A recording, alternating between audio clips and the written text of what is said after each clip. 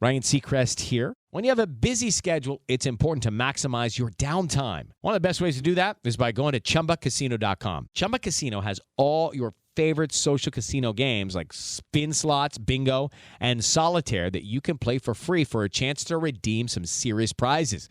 So hop on to ChumbaCasino.com now and live the Chumba life. Sponsored by Chumba Casino. No purchase necessary. VGW Group. Void where prohibited by law. 21 plus. Terms and conditions apply. With so many options, why choose Arizona State University? For me, the only online option was ASU because of the quality. Their faculty was really involved with their students and care about your personal journey. The dedication to my personal development from my professors, that's been extremely valuable to me. Earn your degree from the nation's most innovative university. Online. That's a degree better. Explore more than 300 undergraduate, graduate, and certificate programs at asuonline.asu.edu. Republican legislators in Alabama look to be taking Roe versus Wade head on, and that's on purpose. 25 ayes, 6 nays, 1 abstention. House Bill 314 passes. The new bill, which bans abortion in the state with just a few specific exceptions, separates itself from other states that recently enacted laws to chip away at the 46-year-old Supreme Court precedent. It does not make exceptions for rape or incest. But they all have something in common. These states want their laws to make it to the Supreme Court. And with a conservative majority, at least one of these cases may just do that.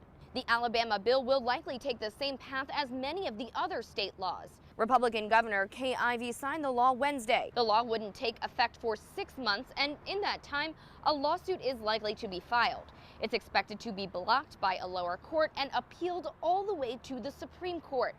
But all of this won't happen overnight. In fact, the entire process could take several years. But justices have lifetime appointments, and that's something anti-abortion rights activists have been banking on since President Trump's election. On the campaign trail, he said he would appoint justices who would overturn Roe versus Wade, and he may have done that. Justices Neil Gorsuch and Brett Kavanaugh are both staunch conservatives. Chief Justice John Roberts may be the swing vote on this one. In the past, he hasn't been supportive of sweeping changes to current precedent. Earlier this year, Roberts joined the liberal justices in staying a law that critics said could have left Louisiana with a single doctor to perform abortions. It's more likely that in the near future, as soon as October, the court could hear a more nuanced argument related to abortion rights. Several potential cases, including the Louisiana case, are being considered by the justices right now, and they could announce which ones, if any, they'll take up in the coming weeks. Light and make it clear that it ain't my night. Do yourself a favor and stop having sex with me. If I insist on disappearing when the rabbit dies, there's a silicone rabbit that can sympathize. Remind me I'm redundant and stop having sex with me. Now if I keep coming after Roe v. Wade, make me sleep alone in the bed I made. And tell me, baby, that I got no chance, and prance around the house in yoga pants. If I'm having a hard time keeping things proper, throw a Kickstarter for a stopper. Remind me who's in power and stop having sex with me. And if you feel the need to let off steam, just a pinch hit for the other team. But please live stream and stop having sex with me. Now, I don't know much, but one thing's certain. It's nice to take a little break and close the curtains. If you want to keep your rights, you gotta pull a page from Liz Estrada. Si quieres mantener tus derechas, tía, mantenga tu distancia de la verga mía. Usa tu poder y para este me joder a mí. I never knew just how it felt to never unbuckle the Bible belt. Exercise your options, stop having sex till I look at the world through estrogen specs. Someday I'll forgive you and stop having sex with me. No, not really. It's Brian Stelter. There it is. Oh, my God. I mean, that is a horror movie cover. Seriously, he is scarier looking than It the Clown. I mean, would you let your children anywhere near that psychopath? I mean, that is a psychopath right there. I mean, look at him. God. Oh, I mean, it cries out, danger, danger, alert, alert. I am a scumbag. I am filth. I am your enemy. I would literally not be able to finish my dinner if somebody walked over and talked to me that looked like these two guys. And I'm sorry. They're not just lying anti-American scumbags that want to run us all on the ground because they're little men. They're pieces of crap. They think they're better than everybody. That's what it's about. It's the spirit of evil, and we must break them. Oh. I've tried to do joke photos like this to look disingenuous, and I can make any face I want to. I can't pull it off because the eyes, Chico. It's always in the eyes. Oh, my gosh. Oh, hell on earth. He wants to run your life. He wants to control every aspect of your life because he knows he is a cowardly, degenerate sack of anti-human trash. I pledge before my Heavenly Father that I will resist them every way I can. These people are the literal demon spawn of the pit of hell. Look at him. And you know what? He is better than you if you keep letting him run your life. Jesus, he runs your kids. He runs the schools. He runs the banks. This guy, this spirit, this smiling, leering devil that thinks you can't see what he is your enemy. Period. All the narcissistic, devil-worshipping filth. I see you, enemy. I see you, enemy. Enemy. Enemy. You are my enemy. And I swear total resistance to you with everything I've got. Disingenuous, fake, false, broke back, twisted, a defiler, a betrayer, a backstabber, a devil. You will pay. Yeah, you think I don't see your face, scum? You don't think I don't see you, Stelter? I see you. You understand me? I know what you think of me and my family. I see you right back. You understand that? You understand that, Stelter?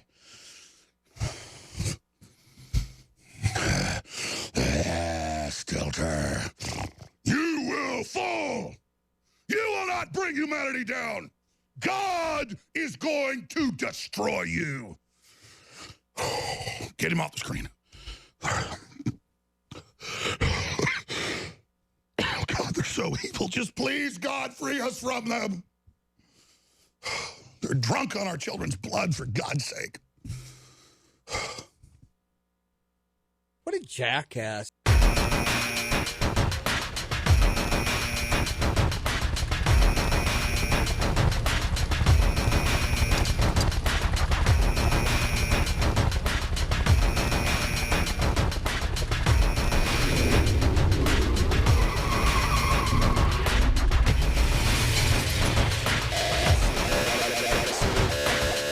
Sequence starts. 10, 9, 8, 7, 6, 5, 4, 3, 2, 1. The shtick it sucks.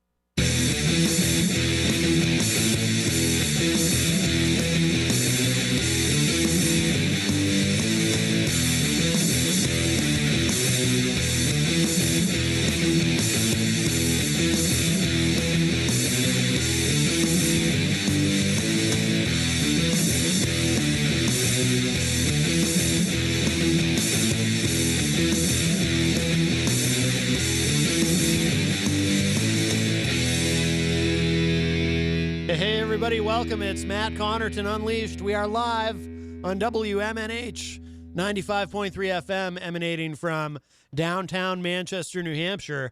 It's getting a little humid, a little humid in here anyway. Welcome, everybody, of course, on WMNH 95.3 as well as Comcast 97 if you're in Manchester. Streaming worldwide at WMNHradio.org and, of course, on Facebook via Facebook Live on the Matt Connarton Unleashed Facebook page, and this browser is really acting funny, but let me see. Okay. Oh, it seems to be straightening out. Hello to, wow, we got a full house in there already. Hello to Rhonda in the Facebook live chat. I see Jenny. Dr. Jeff Cassell joins us. Fred Bonig from the Daily Ripple, who sent me that song, by the way, Ryan Schwartz, Stop Having Sex With Me, which is, of course, regarding what's going on in Alabama with the and other states where they're really trying to, they're not waiting for the Supreme Court to overturn Roe v. Wade. They are, boy, I mean, they're tenacious. I'll give them that much, these folks.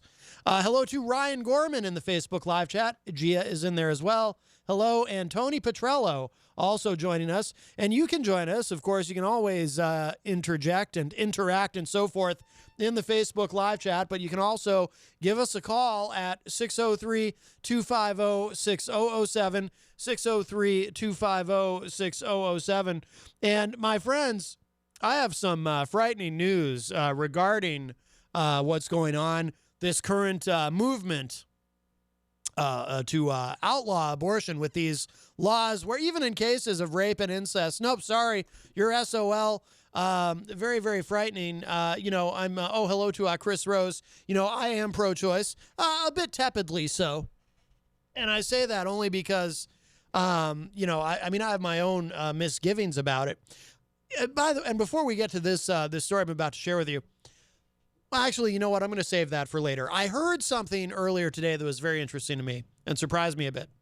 But let's open with this, because I do have something truly shocking connected to this whole thing, and it's of great concern to me personally, as you could imagine, as someone who is pro-choice. And I've always fundamentally been pro-choice. But according to Rick Wiles, and this is from my favorite website, and hopefully yours, rightwingwatch.org, and you'll understand when I explain this why this is of such great concern to me personally. According to Rick Wiles, who's the End Times broadcaster, he hosts a show ironically titled True News, etc. We've talked about him many, many times on the show. He says that those who support reproductive rights will be, quote, aborted continuously by demons in hell. Well, now, I must tell you, my friends, again, I am pro-choice, but I am a little bit concerned about the idea of being aborted continuously by demons in hell. This is not something I'm entirely comfortable with. Now, I know some of you might be thinking, Matt, if you're pro-choice, you gotta stick to that. You gotta stick to your guns. And I am pro-Second Amendment as well. But you gotta stick to your guns and and continue to. You gotta stand by your principles and continue to advocate for your position regardless of the consequences. And don't back down, and don't allow these people to threaten you, to demonize you, literally in this case. And to try to get you to back down, like the great Tom Petty song, I Won't Back Down. Many of you might be saying that. Well, those who agree with me and take the same position as I do might be saying that right now. But to you, I say, easy for you to say, how would you like to be repeatedly aborted by demons in hell? I mean, that's a lot to take in. I have to ask myself, is this really my hill to die on, so to speak? I know I'm mixing metaphors, but and I'm anti-war. But the point is, I'm a little concerned about this being continuously aborted by demons in hell thing. Look, it's one thing to, I'm willing to advocate for positions. I'm willing to vote, for certain people who I feel advocate those positions and so forth. But this whole thing sounds like it's a bit much even for me. I mean, I like to think I'm a strong person, but what if I don't have that same strength in the afterlife and I have to go through this, what Rick Wiles is claiming? I mean, this is genuinely frightening to me, my friends. So, Fred says, so does that include senators that voted to starve and bomb children in Yemen? I very much doubt it includes them, Fred. I get the impression, and we'll listen to this audio together, and we'll hear Rick Wiles explain himself. There's about 2 minutes of audio here, so we'll be able to, maybe it'll give us a more a fuller picture, and we can kind of flesh this out a little bit. But my assumption is that Rick Wiles is probably pretty okay with the starving and bombing of children in Yemen. I'm assuming that Rick Wiles probably doesn't mind that too much and doesn't mind senators voting for that. Because, I mean, look, the kids in Yemen, I mean, really, I mean, I know in theory we're all God's children, quote unquote, but, this is America. We kind of count a little more, right? I mean, we are God's favorite. I mean, I think that's why we're a Christian nation, right? Fred says, I figure if God's chosen people are okay with it, it's okay with me. Oh, and then there's Fred shared a link in the Facebook, which is, we'll see if it'll open on my browser. My browser's running a little funny. Oh, I think this is actually going to open. Because he shared a link from timesofisrael.com, and Israel has a pretty liberal... Ryan Seacrest here. When you have a busy schedule, it's important to maximize your downtime. One of the best ways to do that is by going to ChumbaCasino.com. Chumba Casino has all your favorite social casino games like spin slots, bingo, and solitaire that you can play for free for a chance to redeem some serious prizes. So hop on to ChumbaCasino.com now and live the Chumba life. Sponsored by Chumba Casino. No purchase necessary. VGW Group. Void where prohibited by law. 21 plus. Terms and conditions apply. Abortion policy. But this is America, Fred. This is America. And we, that's other people's kids. So anyway, I think we should, actually, the link is taking its sweet time opening, but we'll see. Because I do want to look at that. You know what? I'm going to try opening it in Firefox. I know it's fascinating listening to me talking about doing this and doing that with the computer. But anyway, while that opens, here we go. Yep. It opened in Firefox. This is dated, we'll look at this quickly, and then we'll get to, just for context, and then we'll get to the audio from Rick Wiles, because I am concerned about, what's going to happen to me in the afterlife. Forgive me if I sound selfish. I still care about women's reproductive rights. I promise you I do, but I gotta, this has me kind of looking at things a little different, this idea of being continuously aborted by demons in hell. But this is from back in 2014. Israel's abortion law, now among the world's most liberal. Despite its conservative leanings, government approves free pregnancy termination for nearly all women, and it barely causes a ripple. Israel, a nation with a forceful religious lobby and a conservative prime minister, is poised to offer its female citizens some of the most liberal abortion coverage in the world. The nation's Health Ministry Commission, led by Dr. Yonatan Halevi, last week announced its state-subsidized health basket, the package of medications and services that all Israel citizens are entitled to under the nation's healthcare system. Sounds like Israel treats healthcare as a right instead of a privilege. Imagine that. It was approved by the cabinet on Sunday. The health basket is analyzed and amended on its annual basis, and among the many additional treatments to be offered to Israelis in 2014 are free-of-charge abortions for women ages 20 to 33. I wonder why 20 to 33. That's interesting. Gia says... Science is out, crusades are in. America 2019. Oh, science schmience, Gia. How dare you? Science it's like sorcery. I mean, you can do pretty terrible things with, in the name of science. For example, Satan puts these dinosaur fossils on Earth, and then, all these quote-unquote scientists think there's, the Earth is billions of years old or some crazy thing like that. Oh, my goodness. Anyway, I hope people realize I'm being sarcastic. Sometimes I get worried that, somebody brand new is going to be listening going, really, Matt is this guy's a creationist? No. I am a great purveyor of sarcasm and ridicule. All right, but I am genuinely concerned about this. Let's hear what Rick Wiles has to say about those who support reproductive rights. And this may apply to many of you. And I don't want to see any of you, to have this happen to you at the hands of demons in hell.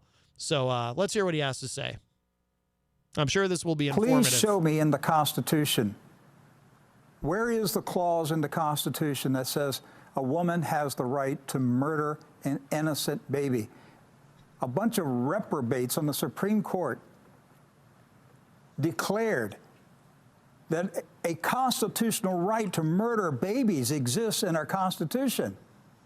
There is no such right. Well, that's quite the framing of it. That's not really what this is about. But, and by the way, something doesn't have to be in the Constitution for it to. This is a kind of a pet peeve of mine, and I am going to back this up to the beginning because we're fairly early in this audio, and I do want to take the whole thing in again, partly for selfish reasons.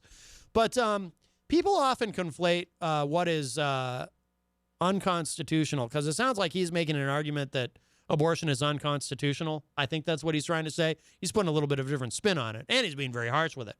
But people conflate unconstitutional with non-constitutional.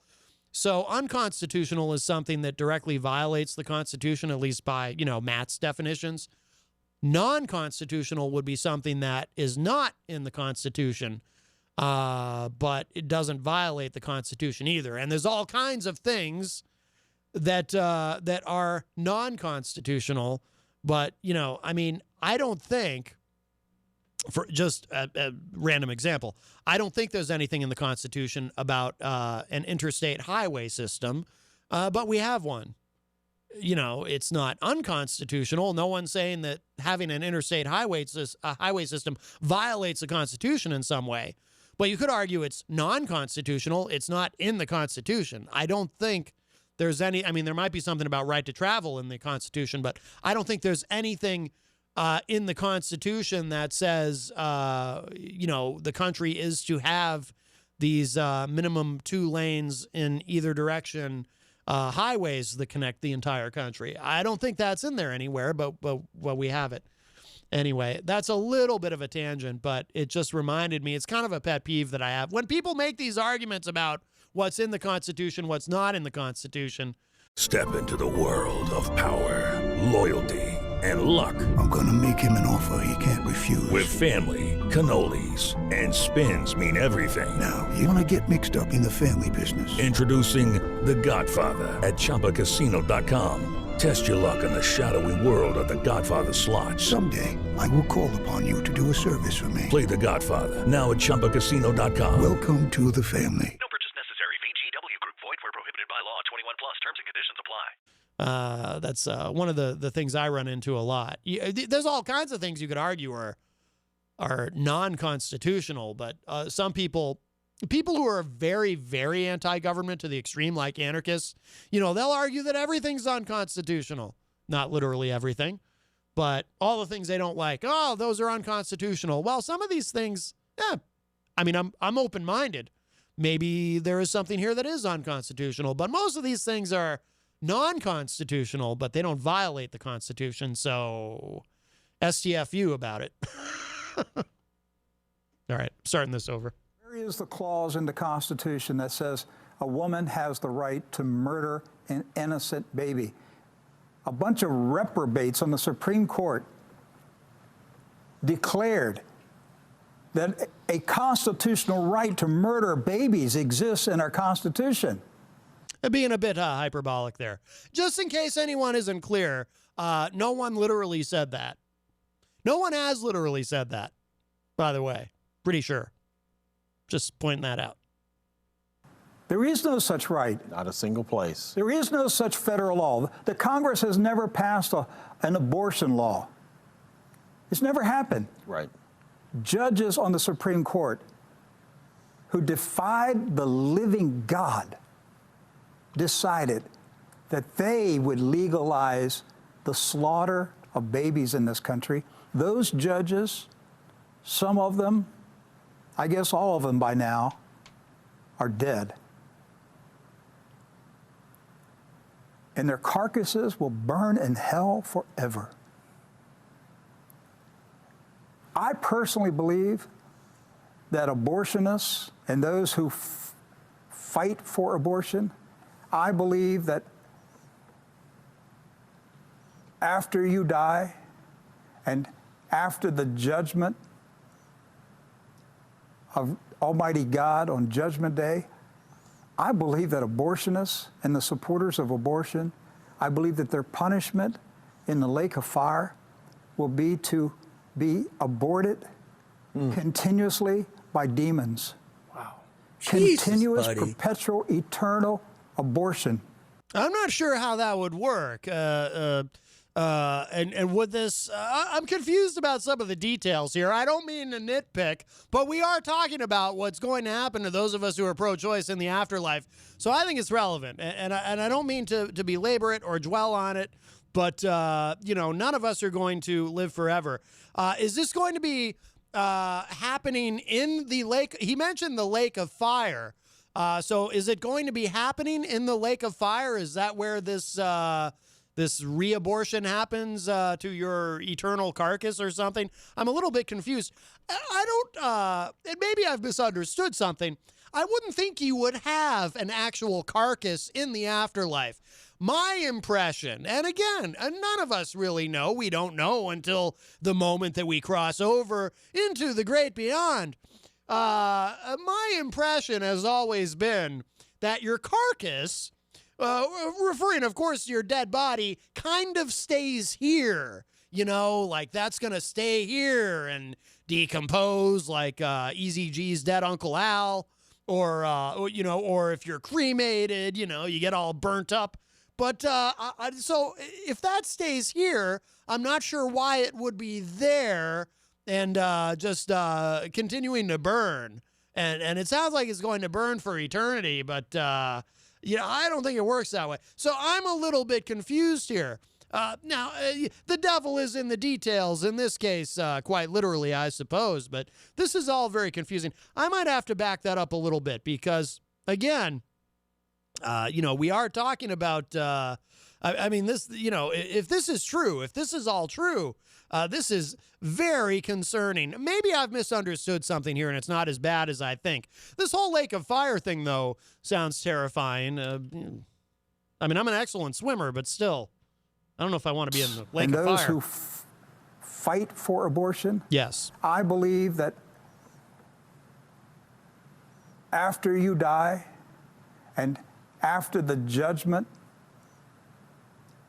of Almighty God on Judgment Day, I believe that abortionists and the supporters of abortion, I believe that their punishment in the lake of fire will be to be aborted continuously by demons. Wow. Continuous, perpetual, eternal abortion. And by the way, it seems to me that in order for that to happen, you would have to be born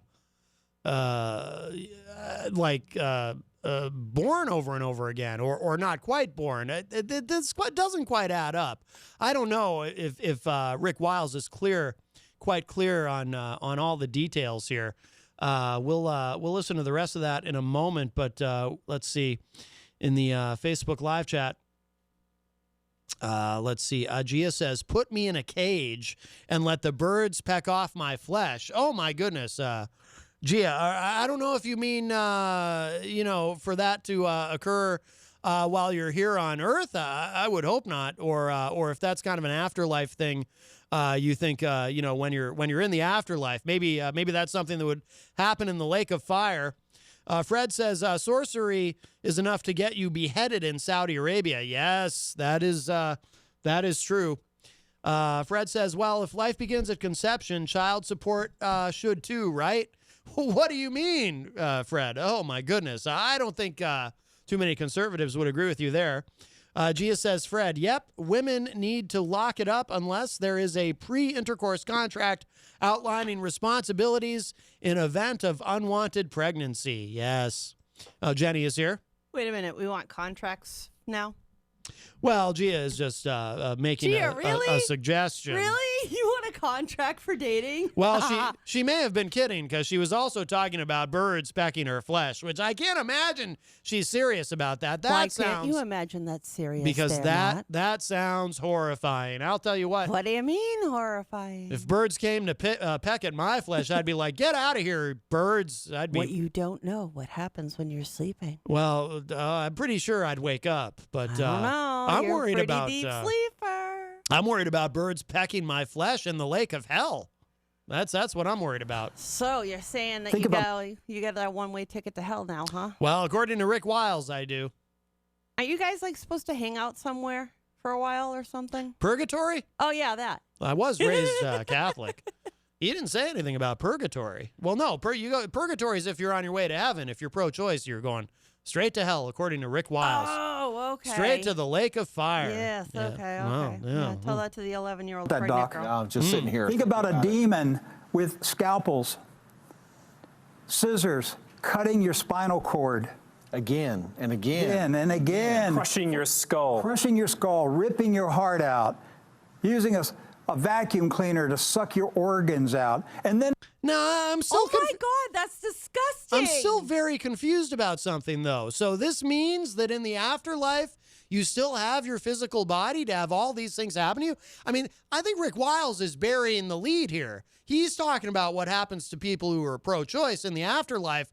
But, I mean, this is quite a stunning revelation, no pun intended, I promise, in and of itself. Apparently, according to Rick Wiles, in the afterlife, when you go to the lake of fire, you still have your spinal cord and your body and your skull and everything. I thought you couldn't take it with you. So wait, apparently you do. You take it all with you. What happens if part of you gets lost along the way? Like, what if you have like an amputation and lose a foot? Does that mean in the afterlife you're footless? I thought you got it back. Probably. I mean, I thought that was like, boing, it's back. Not in the lake of fire. You don't. In the lake of fire, it's the lake of fire. It's so hell. then, what do you have a stump forever and all eternity? Like, I never guess get so. It back? That's rotten. You probably have like. I mean, geez, I'm kind of looking forward to being able to be freely moving when that comes. I figure I get that back. You probably have demons making fun of you, calling you Stumpy or something. Look, I know all about that crazy exorcist guy that you've been following, and you're not bringing that into our house. No. Bringing what? I don't understand. Exorcist of any kind into our home. Why? I saw you following those. I saw you posting those videos. I've seen you talking about it and following it, and I'm starting to wonder about you a little bit there. Well, going off the reservation or something. I don't know. I am pro-choice. Maybe I need an exorcist to save me from the lake of fire. Demons will come and get you. That's what I'm worried about. Now all you need is the demon. Inside joke for those who don't know. Yes. And it all goes back together, and they do it again. Maybe the demon even whispers, "You're not really a person. You're not really a person. You're not a person. That's right. You have no rights." And this goes on for billions of years, hundreds of billions of years, billions of years, and it never stops. It never stops. You will be aborted continuously forever. So either one of two things. He somehow knows this. Perhaps he was told this by the Lord. Or this is just his own fantasy that he's come up with, which would mean he's a very deeply disturbed man. Hello, it is Ryan, and we could all use an extra bright spot in our day, couldn't we? Just to make up for things like sitting in traffic, doing the dishes, counting your steps, all the mundane stuff. That is why I'm such a big fan of Chumba Casino. Chumba Casino has all your favorite social casino-style games that you can play for free anytime, anywhere with daily bonuses. So sign up now at ChumbaCasino.com. That's ChumbaCasino.com. No purchase necessary. VGW Group. Void where prohibited by law. 21 plus. Terms and conditions apply. I don't know who's disturbed around here. Because that was very descriptive of Rick Wiles to come up with all that. Very descriptive. Disgusting and inappropriate, and not even close to being accurate, but okay. Very descriptive. Gross. Just really gross. Yeah. Whose brain works like that to think of that in the first place? Well, I mean, you got to think that way first. His heart's in the right place. He's just really? He's trying Are to. you sure? He's trying to save the babies. I think he's living in a Stephen King novel. He believes life begins at conception. By the way, that's the new line I've noticed among pro-lifers. I still want somebody to explain how they're going to implant babies. Well, the new line now is that science has proven life begins at conception. I mean, they've always said life begins at conception, but now they're saying science has proven it. I've heard that over and over again, and I'm like, where?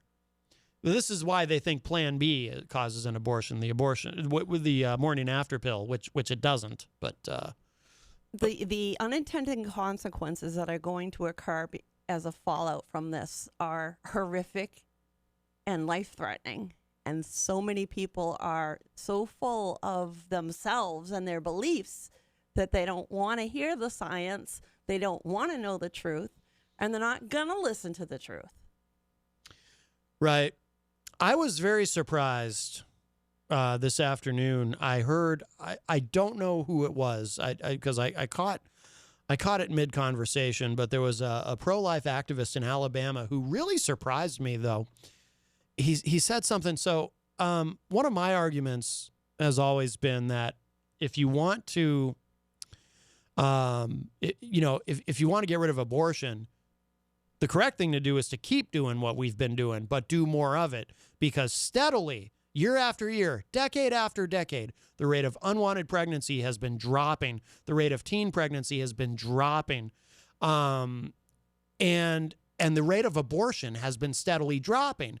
And pro-lifers don't like to talk about any of that usually because it contradicts their narrative, because they're very much into this, no, you need abstinence-only education, all this stuff that doesn't work.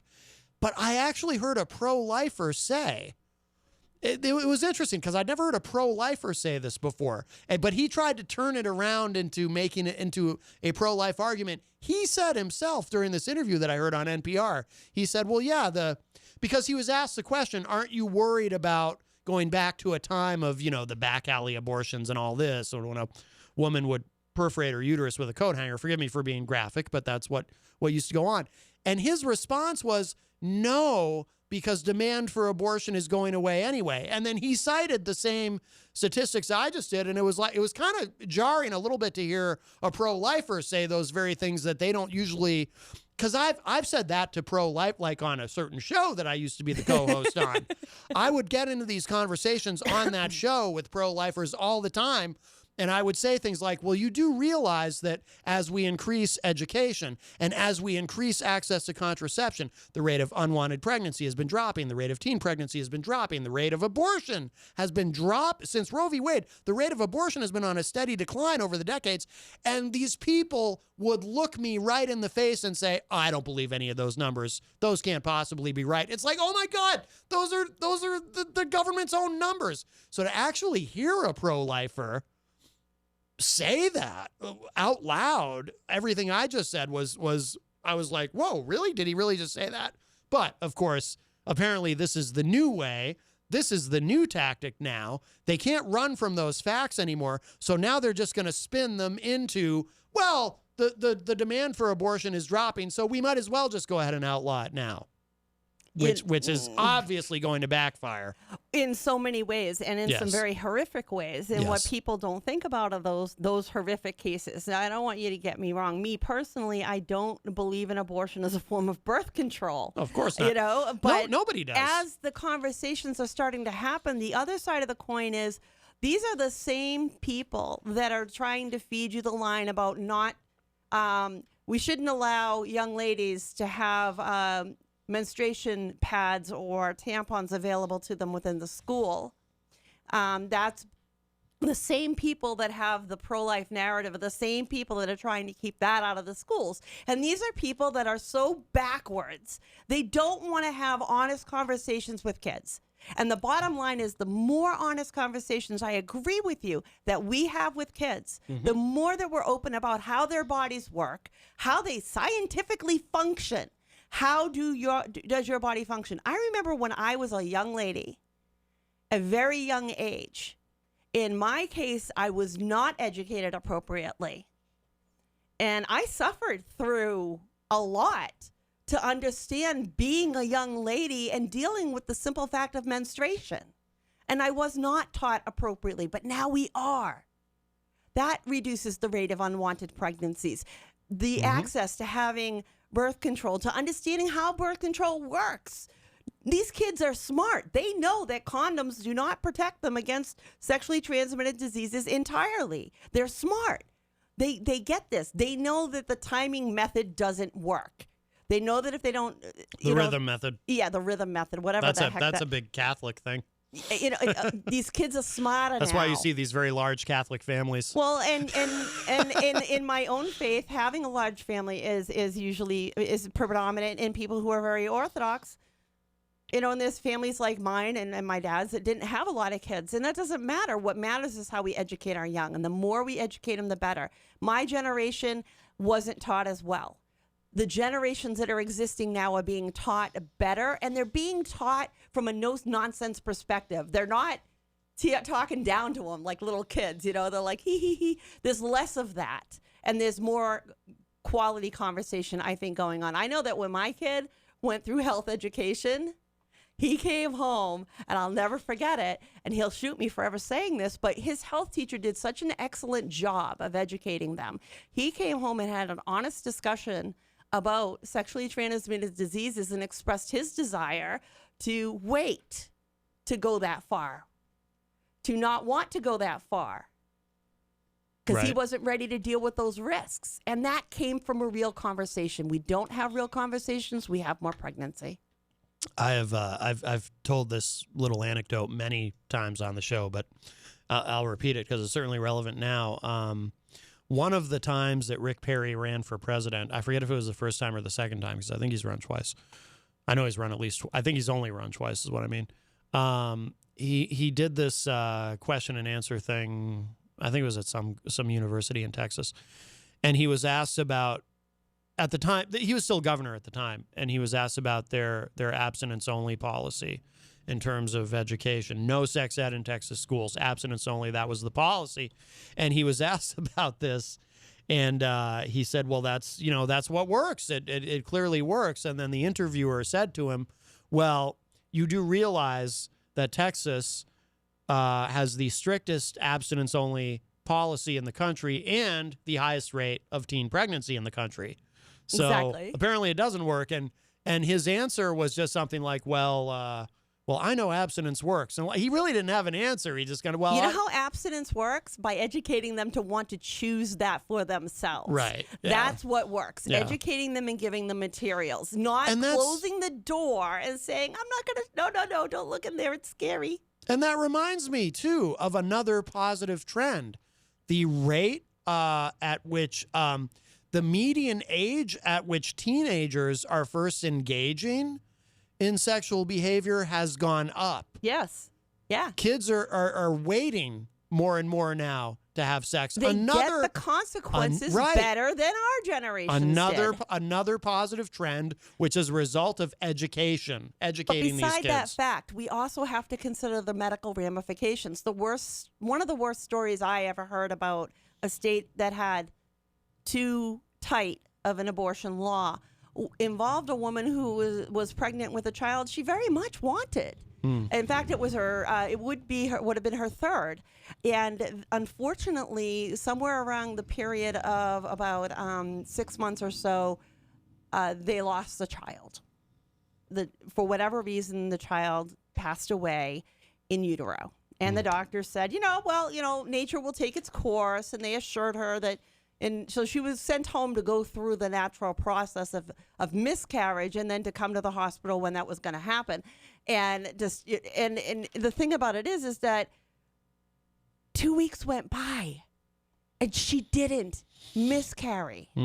2 weeks of literally walking around feeling like she was a coffin for her infant. Yeah. She actually used that term. That's And her brutal. husband had to bring her to another state in order for them to go in and do what needed to be done to keep the mother from getting sick from sepsis or something of infection, but also to save her sanity. Yeah. She was absolutely losing her mind. Yeah. I will finish the story by saying that she did go on to have another child later in life, and it had 3 beautiful children that were very healthy and very beautiful. But no one should be forced by law Hello, it is Ryan, and we could all use an extra bright spot in our day, couldn't we? Just to make up for things like sitting in traffic, doing the dishes, counting your steps, all the mundane stuff. That is why I'm such a big fan of Chumba Casino. Chumba Casino has all your favorite social casino-style games that you can play for free anytime, anywhere with daily bonuses. So sign up now at ChumbaCasino.com.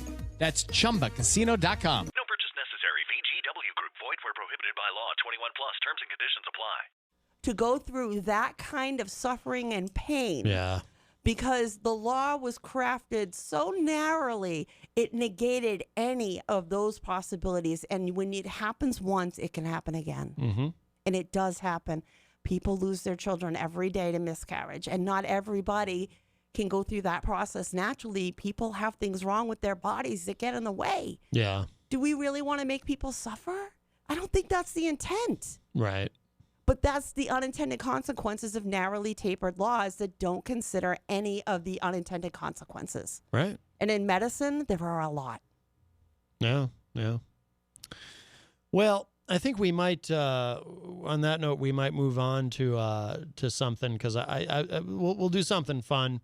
Oh, good. I don't like to spend too much time on the abortion stuff, because it's like after a while it's sunny just out. so frustrating. Clouds are breaking. I want to enjoy the day. I want to play some of this. So Howard Stern, of course, is one of my radio heroes, and ABC News posted on YouTube this interview, and I want to play some of it because he says some things in here about Trump. Trump was a frequent, well, not frequent, but Howard had him on a number of times on the Howard Stern show. And Howard has, there's one very specific observation here that he makes about Trump that I want to, well, let's just say he has a theory very similar to my theory. Howard's promoting he's got a new book called Howard Stern Comes Again, which I haven't read yet. It's just out. I think it's just out now. But I want to play some of this. So this is Howard being interviewed by George Stephanopoulos. Hearing guys like you, respected broadcast journalists, say Howard Stern comes again, it gives me isn't it? Oh my God, I'm coming again. Howard Stern calls himself the king of all media. His specialty, no-holds-barred celebrity interviews. From Robert Downey Jr. Would you be upset if they ever replaced you as Tony Stark and Iron Man, or do you have an exit strategy in any of this? I believe I do. To Charlize Theron. Are you easy to live with? I'm sure I'm not. Even President Donald Trump. During the Ivana divorce case, I saw you as a victim. I like it. You know why I saw you as a victim? Why should I say anything? This is beautiful. Should I tell you? Now out with a new book reflecting on some of his biggest gets. Donald Trump would come on my show, and this is why he was great. There was no filter. I go, Donald, Angelina Jolie, she's one of the most beautiful actresses in the world. She's a 6.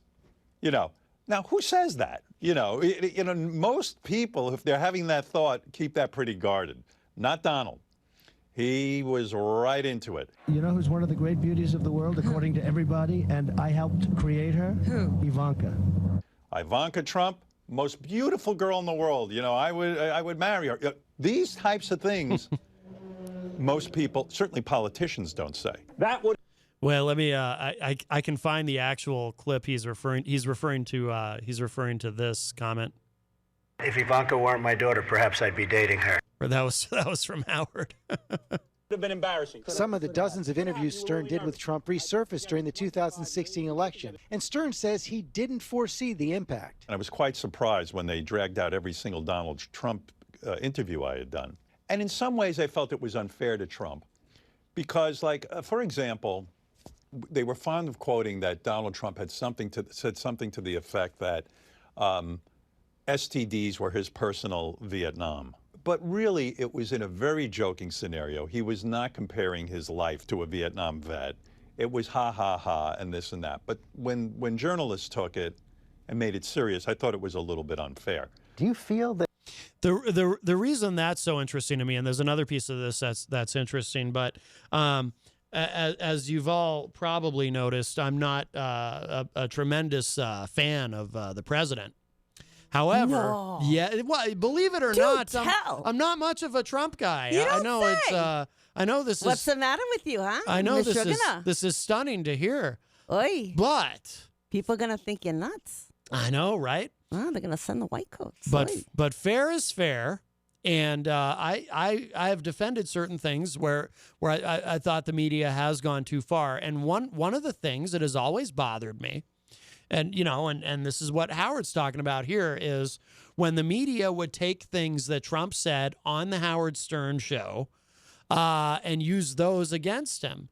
And I always thought that was unfair because, you should, going on a show like Stern, and it's a humorous show. And of course, you're going to kind of get into the humor and some of the humor's, a little bawdy or whatever. That shouldn't be held against you. Things that you say when you're clearly kidding around. Everything should be held against you, including everything that you've ever thought about, including what you're thinking right now. I caught you. You're in trouble. Well, that's what some people believe, but I've always cringed when I've seen the media bring up things that Trump said on the Howard Stern show and tried to use those against him. And to me, I always whenever I see somebody.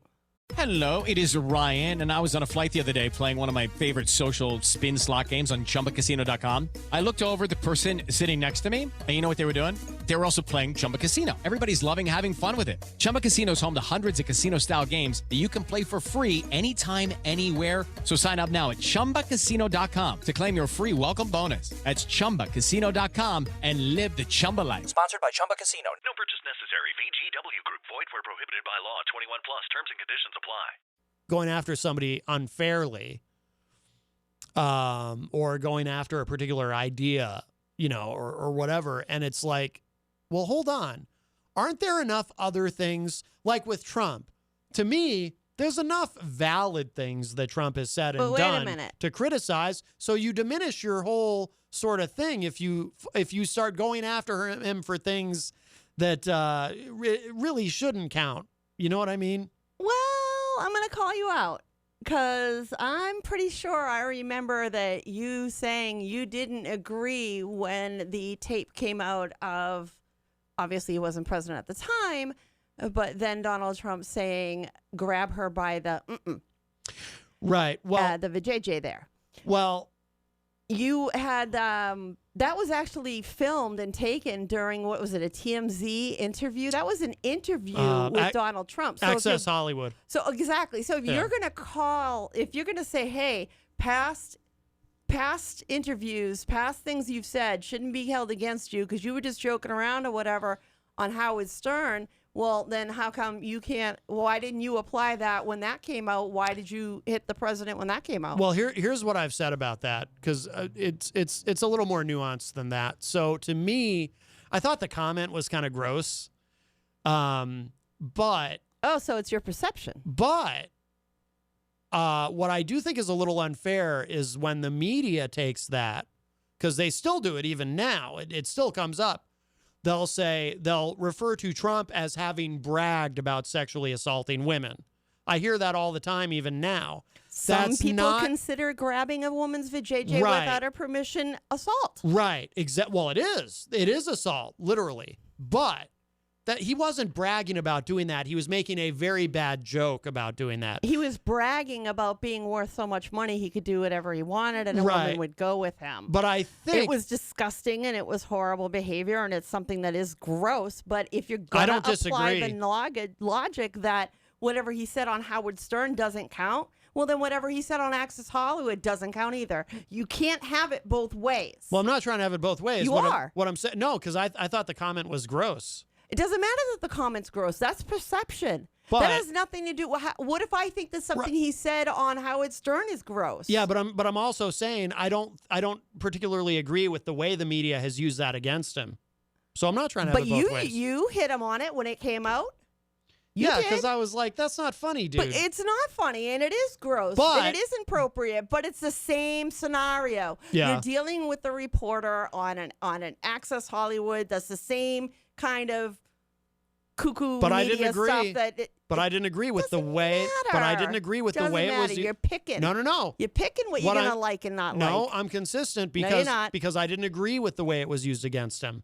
Who The thinks same- Matt's consistent? I didn't agree with the way it was used against him. The same way I don't agree with the way the Howard Stern stuff is I don't used think you're against him. consistent. I think you're drawing hairs where you want them. I don't think that you're Drawing actually, hairs? Yeah, whatever. I've never heard that expression. Really, you're just awful. Is that really? is that a real Is that where we're expression? gonna go? Is that a real Is expression? that where we're gonna go? Drawing hairs? Really? I don't know. Let's hear more Spike. of this. In some way, somebody you out help- there knows what I just said to you. Right. There's something else Howard says here, though, that I think is really interesting and a very interesting observation about Trump. Help make him president? Absolutely. Because Donald would come on my show. I mean, look. Does it make you feel bad or good? Well, look, I did not vote for Donald Trump. The way I helped Donald was I let him come on and be a personality. Whether you liked him or not, people related to him as a human being, whether you love him or hate him. He's a master at talking like a dude. Stern didn't take candidate Trump seriously at first. I don't think he thought he was going to win, and I don't think he Wait a expected minute. to win. What? Howard Stern just said it. What? Trump is a master at talking like a dude, and what do dudes like to brag about? What they consider their conquest. The women. I mean, look at I don't think your that's- idol, Gene Simmons. Perfect example. Mhm. All he's known for his conquest. How many women he slept with?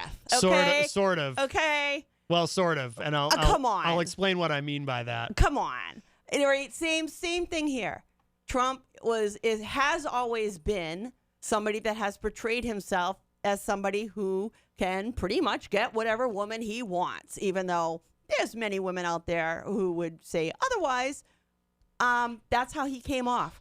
That's the dude appearance that he had on Access Hollywood that he had on Howard Stern. I don't think that's quite And what I didn't Howard... vote for Trump either, but I'm going to sit here and say no. You don't get to split hairs. You either got to pick one or the other. I don't think that's what Howard meant And in split this hairs context. is a thing. No, you said drawing hairs before. No, splitting hairs, yes. You said drawing hairs, and I was like, draw hairs. Oh, so you're just going to nitpick my little comments? But, Really? no, That's the extent of your data. When Howard says that right here, I think what he meant was Trump talks like a regular guy, not like a highfalutin Really? politician. Because that's the regular guys talk. I think that's what Howard meant.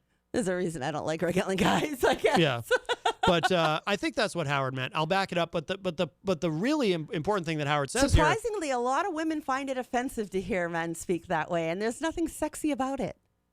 well, I don't speak that way, and I don't. Find, I know you don't. And I don't find it. Well, you're not like I them. don't. I don't find it surprising that a lot of women don't like that.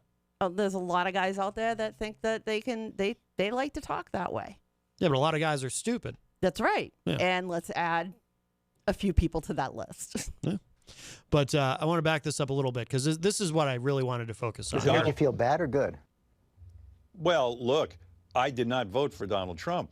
The way I helped Donald was I let him come on and be a personality. Whether you liked him or not, people related to him as a human being, whether you love him or hate him. He's a master at talking like a dude. Stern didn't take candidate Trump seriously at first. I don't think he thought he was going to win, and I don't think he expected to win. Right. I think it was a publicity stunt. You've And said what I that. mean by that is when he put out his first book, Art of the Deal, they said, why don't you announce you're running for president?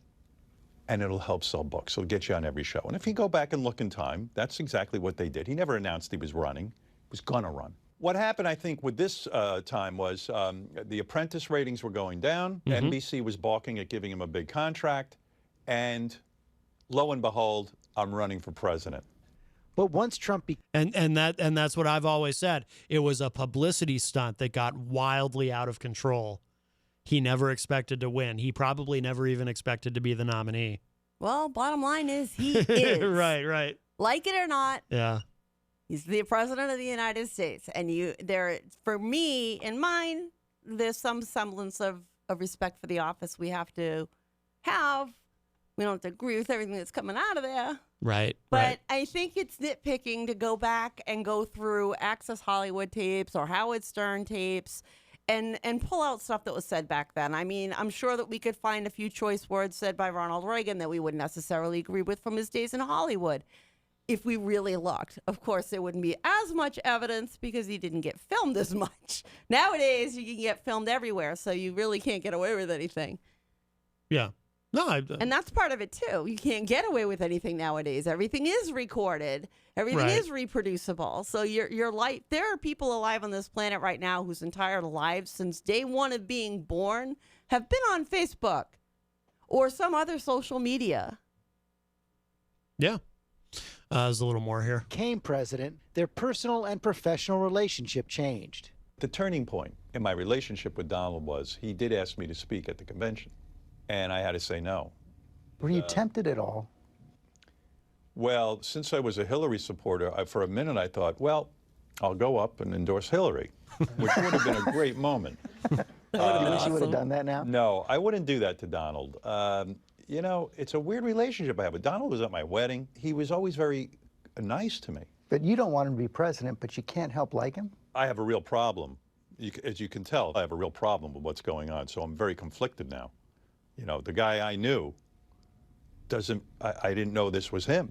I don't believe his stance on abortion, for example. The Donald I know, I think he probably needed to get a few people abortions. I don't know what he's doing. Whoa. It is really unthinkable to me about what's going on in the country right now. Stern describes how during the 2016 campaign, he was running his own campaign to get Hillary Clinton as a guest. She doesn't know about I'm in therapy and doesn't know what I really wanted to do. I didn't want to ask her about her sex life. I didn't want to ask her about Bill Clinton and his affairs or any of that. The woman has devoted her life to public service. Why? What is it about public service? What is it that drives her? What was her climb? I thought that perhaps if she came on my show, we could have stripped away some of the pomp and circumstance or the tightness that comes with running for president.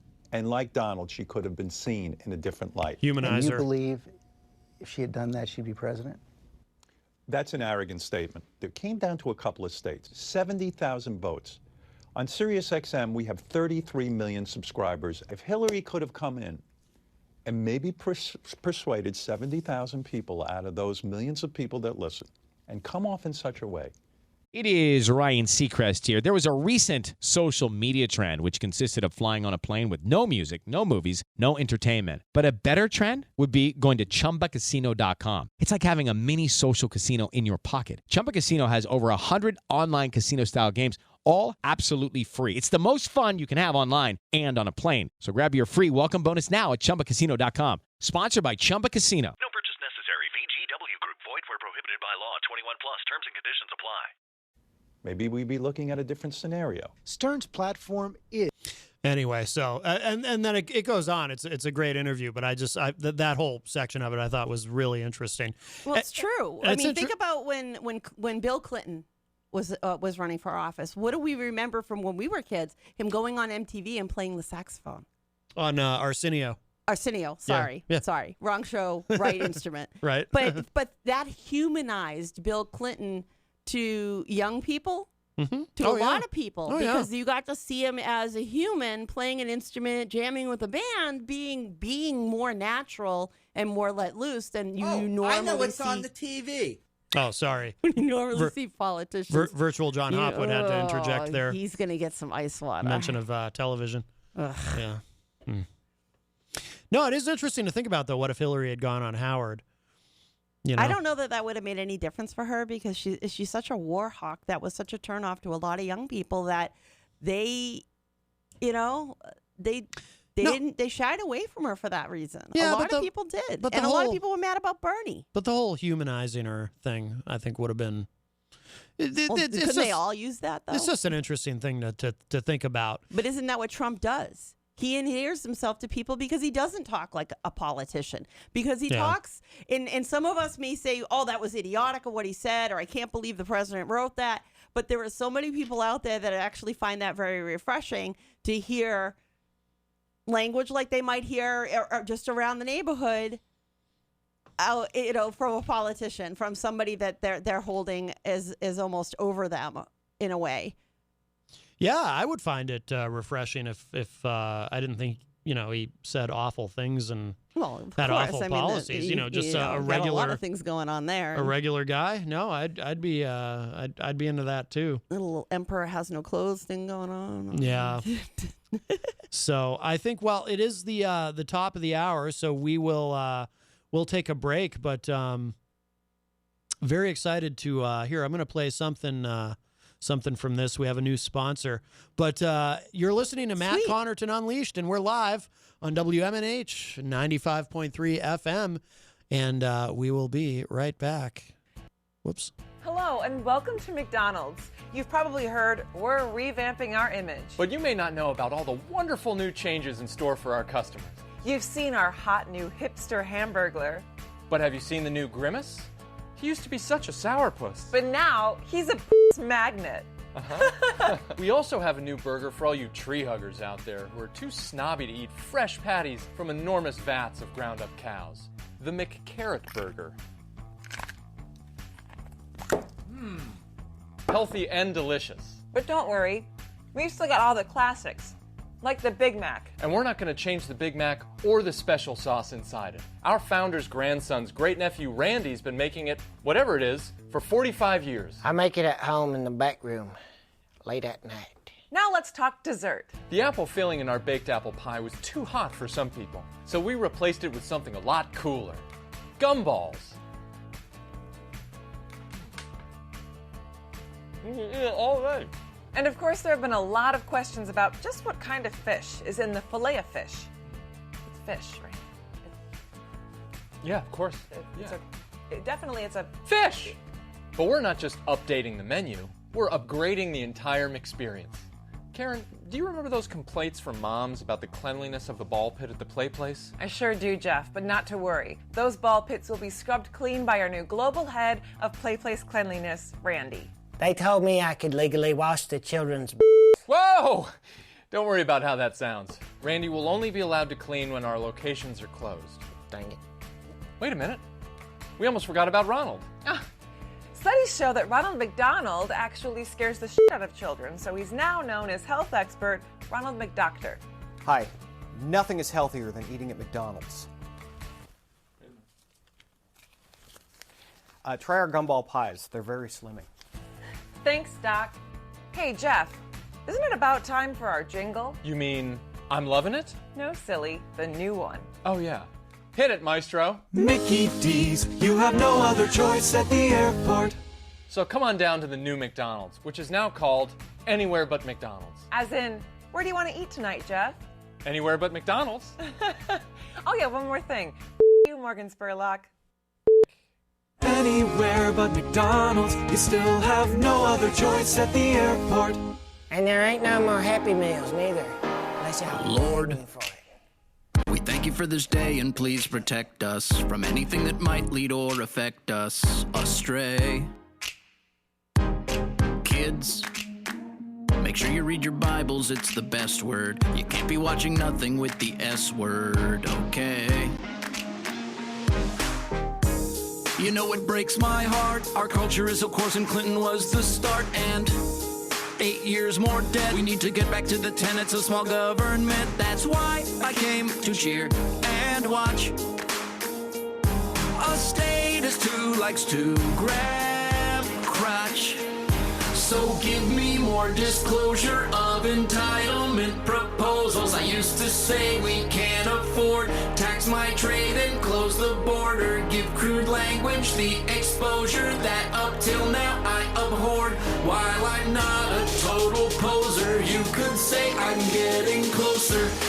You look at all you people out here nodding, while soon there's gonna be a lot of bombings.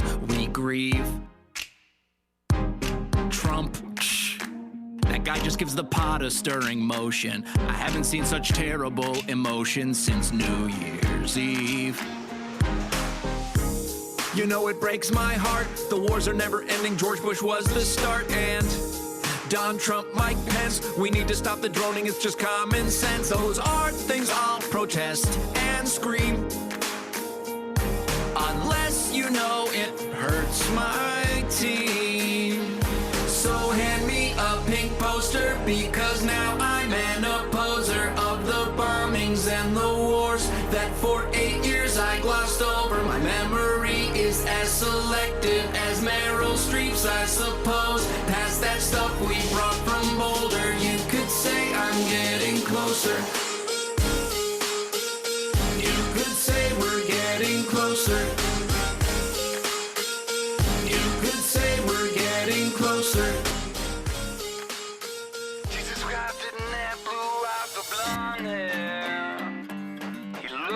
just like all those people that you wanna kill. Yeah, you can spin your hell into heaven, you can say, make it look like California with a Bible Belt. Jesus didn't look like a boy next door, unless you live in Palestine. I wonder what you mean by the golden rule. Yeah, I think it is a scary play on words.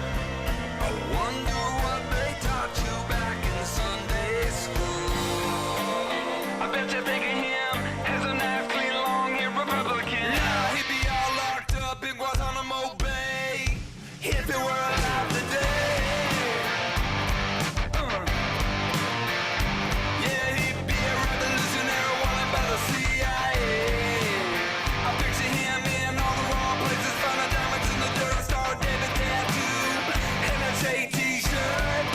Jesus was a left-wing radical Jew, murdered by people like you. Yeah, Jesus was a Democrat, like the Bible says he was.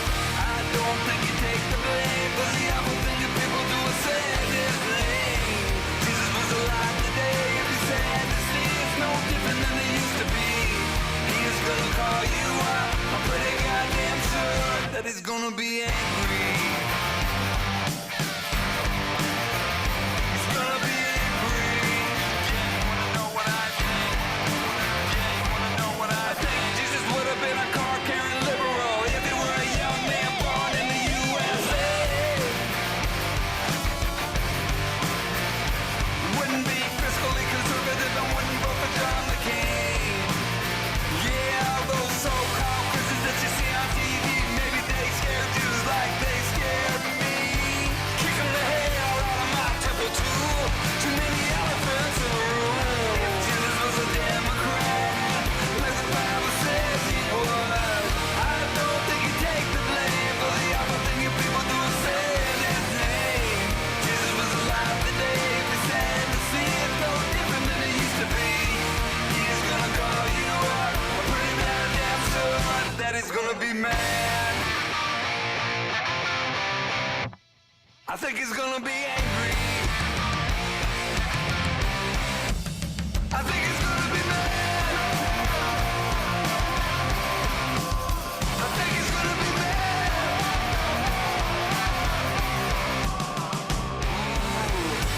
You say Jesus loved the little children. I say I know that's true. I say he loved all the Muslims and the Jews, all the addicts and the porn stars too. You say Jesus died to save us all from a fiery hell. Yeah, I say Jesus died to save us from ourselves.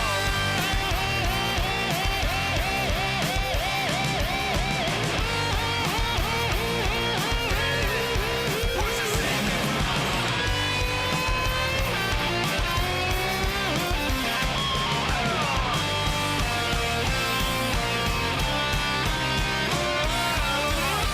Jesus was a liberal, like the red letters say he was. I know that he had a big love for all the killers and the racists and the bullies in this world. Jesus was alive today and he had the chance to meet him face to face. I am goddamn sure that you and your friends would find some way to kill him all over again. Oh, I think you'd kill him all over again. Again and again and again and again. Just like you always do. Yeah, you do just what you always do. Oh.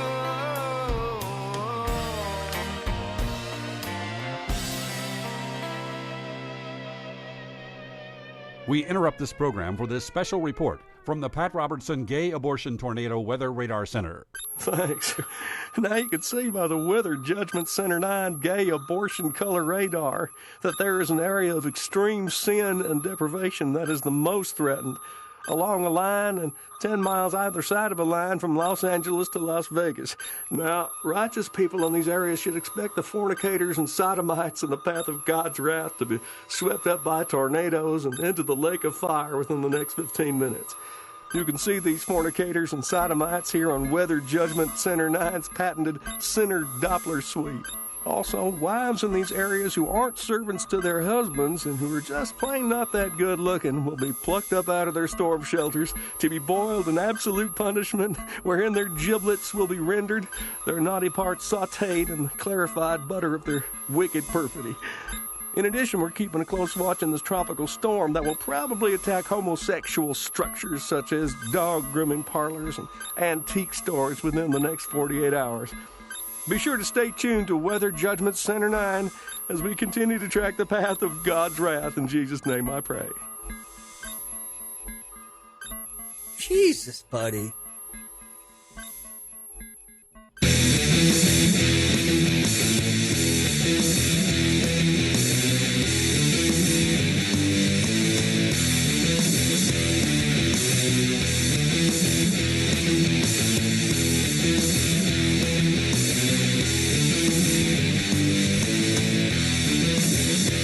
Hey, everybody, welcome back. We are well into hour number 2 of Matt Connarton Unleashed, live on WMNH 95.3 FM, emanating from downtown Manchester, New Hampshire, also on Comcast 97 in Manchester, streaming at WMNHradio.org, and on Facebook on the Matt Connarton Unleashed Facebook page. Wonderful to have you all with me. 603-250-6007 is the number to call. 603-250-6007. And while I have some very exciting industry news to share, of course, it's kind of been that. Hello, it is Ryan, and we could all use an extra bright spot in our day, couldn't we? Just to make up for things like sitting in traffic, doing the dishes, counting your steps, all the mundane stuff. That is why I'm such a big fan of Chumba Casino. Chumba Casino has all your favorite social casino-style games that you can play for free anytime, anywhere with daily bonuses. So sign up now at ChumbaCasino.com. That's ChumbaCasino.com. No purchase necessary. VGW Group. Void where prohibited by law. 21 plus. Terms and conditions apply. Type of day, I guess, in a way. Earlier I shared some Howard Stern stuff. Of course, Howard Stern, one of my big broadcasting heroes. But this is from Mediaite. A conservative radio station in Blue State, Connecticut, rebrands as Trump Radio. Can you believe it? Trump Radio. Wow, very exciting. A conservative radio station in Deep Blue, Connecticut, says it is turning further to the right and rebranding as Trump Radio. The Hartford Courant reports radio station WDRC is branding itself as Trump Radio and Trump 103.3.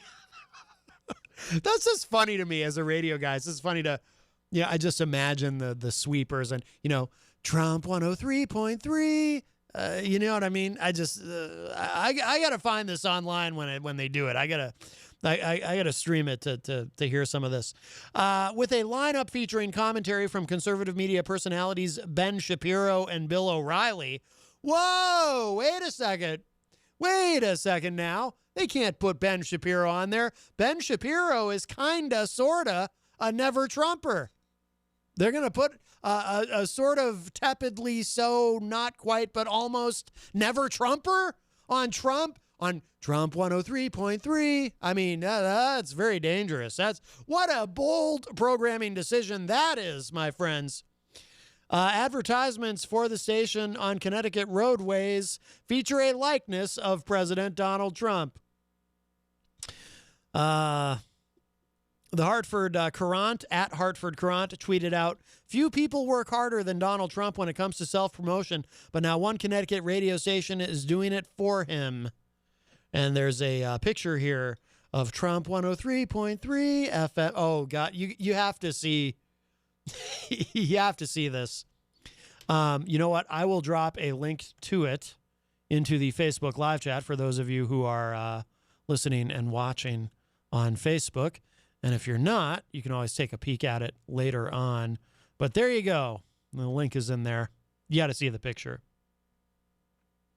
Let's see. We have a quote here from radio host Lee Elsey. Said, quote, "My station owner is a crazy person, but in a good way.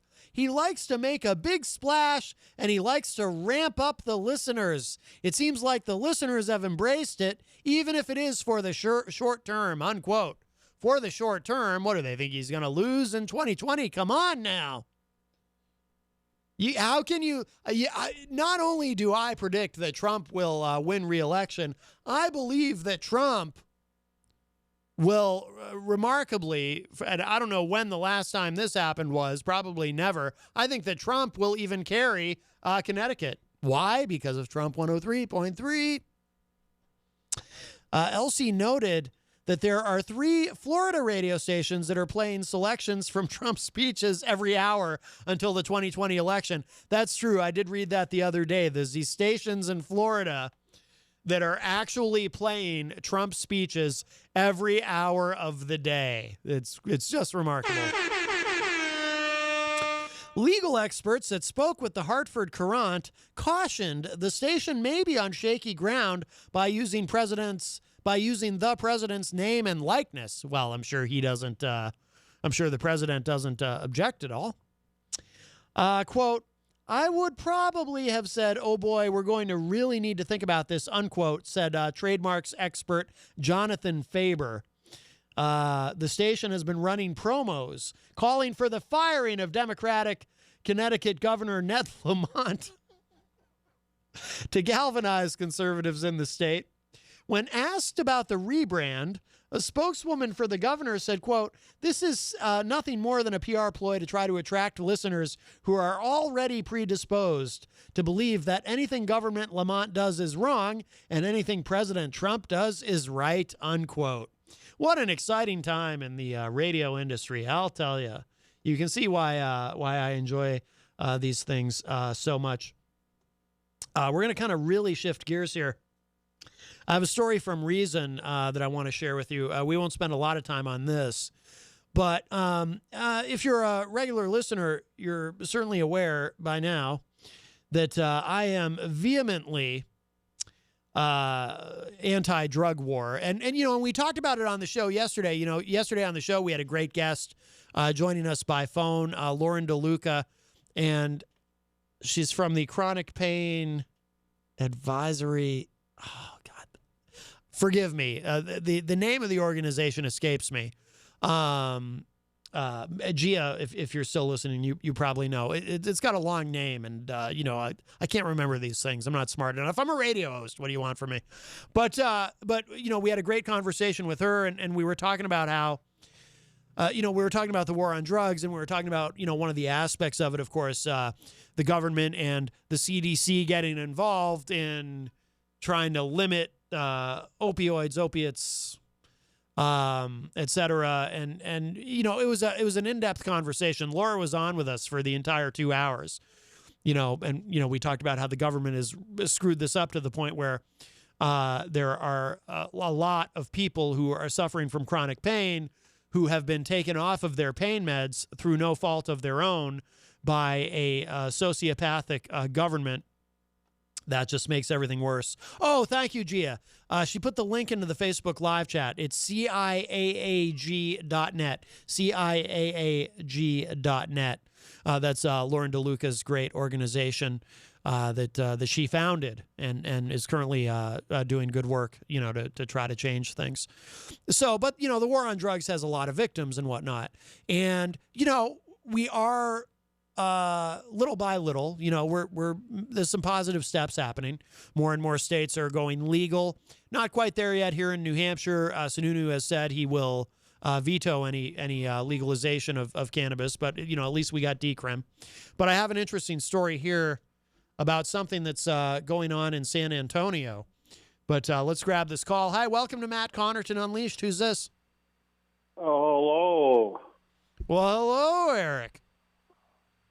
Yeah, I got a great idea for the Snow Relay. You heard that the Monarchs have folded up ship.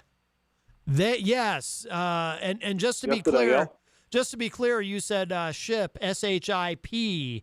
I just don't want to get in any trouble because sometimes on the phone it's hard to hear everything clearly enunciated. Right, but you know they got 1,000 Democrats running for office.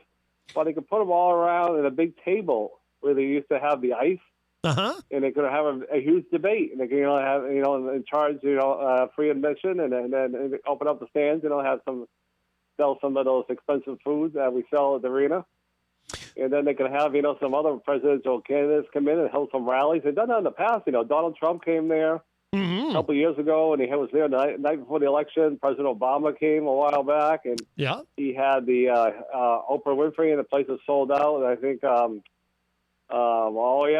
Hillary Clinton came to town, and she might have had Oprah Winfrey with her too. Yes. They got to think outside the box. It's election season. Well, Eric, have you been in touch with anyone at this new arena to discuss these ideas? Well, they probably just laugh at me, so I just tell you. Oh, well, you're an ideas guy, though, Eric. Here's what you do, Eric. You show up there. You just go. You don't even call them. You just show up with a briefcase and a clipboard and dress nice, wear a tie, whatever. And then I had a lot of great ideas to keep the Monarchs in town. I have more promotions like the Fisher Cats do. They'll have to take you seriously. I talked to that lady in charge of the promotion here, Stephanie Fortier. I'll give her a shout out. And I told her like 6 months ago, I said, "You guys do such a great job in all the promotions you do, and you have such a good attendance, once the good weather's here, and the school that's out, they have a lot of Jesus, buddy. A lot of things going on. Fireworks, people love that stuff, and the meet the players, and the all kind of fun events. Star Wars themes, and people love promotions. Wow. When they had promotions at the Fisher, the Monarchs games, they had the military appreciation night. Who doesn't love that? And Max, the mascot's birthday, and and they would have 2,000-3,000 people in there. Oh yeah. Oh, but unfortunately, I think over the years they gave away too many free tickets. Too many free tickets. You don't make money that way. That's right. They call that papering the room. Yeah, well, let's say it. Come and say it in person. Yeah, well, let's say it. Come and say it in person. Ah, boy. Oh, I think virtual John Hopwood is picking a fight with you there, EZG. Yeah. So I think it's a great idea. Have a couple of debates there, have some rallies. I think that this is a political season. Feel the Burn guys, have him come down. Do a big rally there, and you are the have man people to come in save for free, it. but then open up the stands and charge them, high prices for the food. That's where you make your money. Eric, have you ever considered a career in event promotion? Yeah, well, I have a lot of great ideas. I think. I don't know if they'll probably just laugh at me saying, "Oh, this guy's a loony bin." Yeah. No, you got to go in there with confidence, EZG. I know my boss likes to tell everybody that comes into Creamland now that hey, this guy's on the radio. His name's EZG. Is that Ryan Gorman? No, it's EZG. Calls, he's funny now.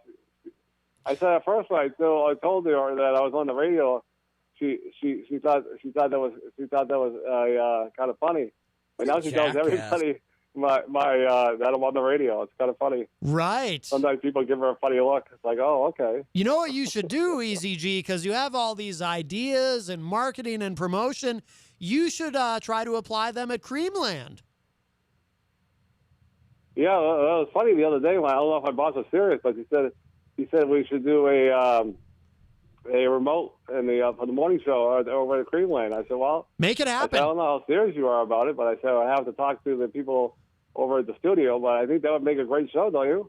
Who? Peter White, the morning show at the Creamland. Who gives a damn? Virtual John Hopwood doesn't think so, but I think it's a stunning idea. Yeah, because when I first brought up the idea, my boss said, "No, I don't want to do anything on the radio." But boy, that's all he talks about now. Is our other half there, Dave? There, he listens to the morning show every day now. He's hooked. Who listens every day? Is her boyfriend, Dave. Oh. I don't know who that is, and I don't care. Yeah, he's hooked every morning. If she wants me to promote an event tomorrow, I said, well, I'll do my best. She goes, well, you better do it, or I'm going to call up and complain. Oh, my goodness. I hate my being boss bored. is funny. Well, very exciting. I think you should be I think you should angle for a promotion. I think you should be the marketing director at Creamland with all these ideas. I'll bring it up with Peter White in the morning, and we'll see what he says. Make sure, EZG, and I'm quite serious about this, make sure when you bring it up to him, you bring it up to him with confidence. You need to project confidence that you know what you're doing. I'm at 6:30 though. I'm going to show up a little later today because tomorrow because I think showing up at 6:30 is too early. Right. So I think I'm going to casually come in a little after 7. Yeah. I'm going to get in there a little too early. Right, but so, Peter's busy getting the show ready and blah, blah, blah, blah. Yes. I'll just come in and everything's all set up. And that way I'll just glide my way in. But you want to make sure. Say, hey, let's have a show we're recruiting on. Right. Oh, so you're going to... I know because Joe Ward has to be involved. We have to provide the equipment over. You're going to be great radio. You're going to put him on the spot? You're going to ask him right there on the air? Oh, you know, that's my style. That, all right, I gotta yes. go. Time for my dinner. Have a great rest of your show. All right, thanks, Eric. Bye-bye. All right, easy G. When do the food stamps? You know, you can go down and pick up your cheese now. Be nice, virtual John Hopwood. That's easy G. He's got all these great marketing ideas. Gia says in the Facebook live chat, Chronic Illness and Advocacy Awareness Group. That's the name of Lauren DeLuca's organization. Thank you, Gia. So as we slowly, gradually chip away at the war on drugs, or as I like to call it, the government's war against the American people, through more and more states legalizing and so forth, Trump has even said that he is open. I don't know how enthusiastic is he about the idea, but he is open to doing something federally, at the very least, maybe moving cannabis off of Schedule 1. You know, and we have a number of candidates for the Democrats who are talking about at least going full legal on cannabis and so forth. So there is progress there. Israel, by the way, just, I believe, went full legal on cannabis. So, you know, there's a lot of folks here who pay a lot of attention to what goes on in Israel. So, you know, maybe that'll help convince some of these folks. But there's also there's been some individual prosecutors in the country who have said, you know what, we're not going to process some of these low-level drug crimes anymore. And another example of that has popped up. This is from Reason.com, and this went up this afternoon. San Antonio prosecutor will stop prosecuting trace drug amounts and petty pot possession. The Bexar County District Attorney plans to stop prosecuting people for trace drug amounts and less than 1 ounce of cannabis in order to focus resources on violent crime. And that is very good news, I think, for the people of San Antonio. Imagine that, law enforcement being free. Ryan Seacrest here. When you have a busy schedule, it's important to maximize your downtime. One of the best ways to do that is by going to ChumbaCasino.com. Chumba Casino has all your favorite social casino games like spin slots, bingo, and solitaire that you can play for free for a chance to redeem some serious prizes. So hop on to ChumbaCasino.com now and live the Chumba life. Sponsored by Chumba Casino. No purchase necessary. VGW Group. Void where prohibited by law. 21 plus. Terms and conditions apply. To investigate and arrest people for actual violent crime instead of worrying about somebody who, you know, gets caught with a little bit of cannabis on them and, we gotta take in. A Texas district attorney, again, this is from Reason, a Texas district attorney will no longer prosecute trace amounts of hard drugs or amounts of cannabis under 1 ounce in what will be one of the more aggressive attempts by a prosecutor in the Lone Star State to divert resources away from petty drug crimes. Recently elected Bexar County District Attorney Joe Gonzalez, whose jurisdiction includes San Antonio, announced today that his office will no longer prosecute possession of trace amounts of narcotics, such as heroin, cocaine, and methamphetamines under 0.25 grams. In addition, Gonzalez's office will no longer prosecute cannabis possession of less than 1 ounce. The move follows several other Texas prosecutors' offices that have taken steps to divert resources away from petty drug prosecutions. Dallas County District Attorney John Cruzo announced in April that his office would not prosecute first-time cannabis offenses or trace amounts of drugs under 0.01 grams, and the Travis County DA instituted a similar policy for trace drugs under 0.01 grams that same month. And an amount of drugs that small is basically invisible residue. Quote, We believe that our resources need to be focused on the most serious violent crimes and criminals, and we have to make decisions on where to put our people and how to use those resources, unquote, said Christian Henriksen, the Bexar County DA's chief of litigation. Quote, it makes more sense to put them on violent crimes as opposed to small quantities of drugs that have a low conviction rate to start with, unquote. Henriksen says that last year there were 5,000 marijuana cases filed in Bexar County, and he expects the impact of the new policy on marijuana prosecutions to be fairly significant.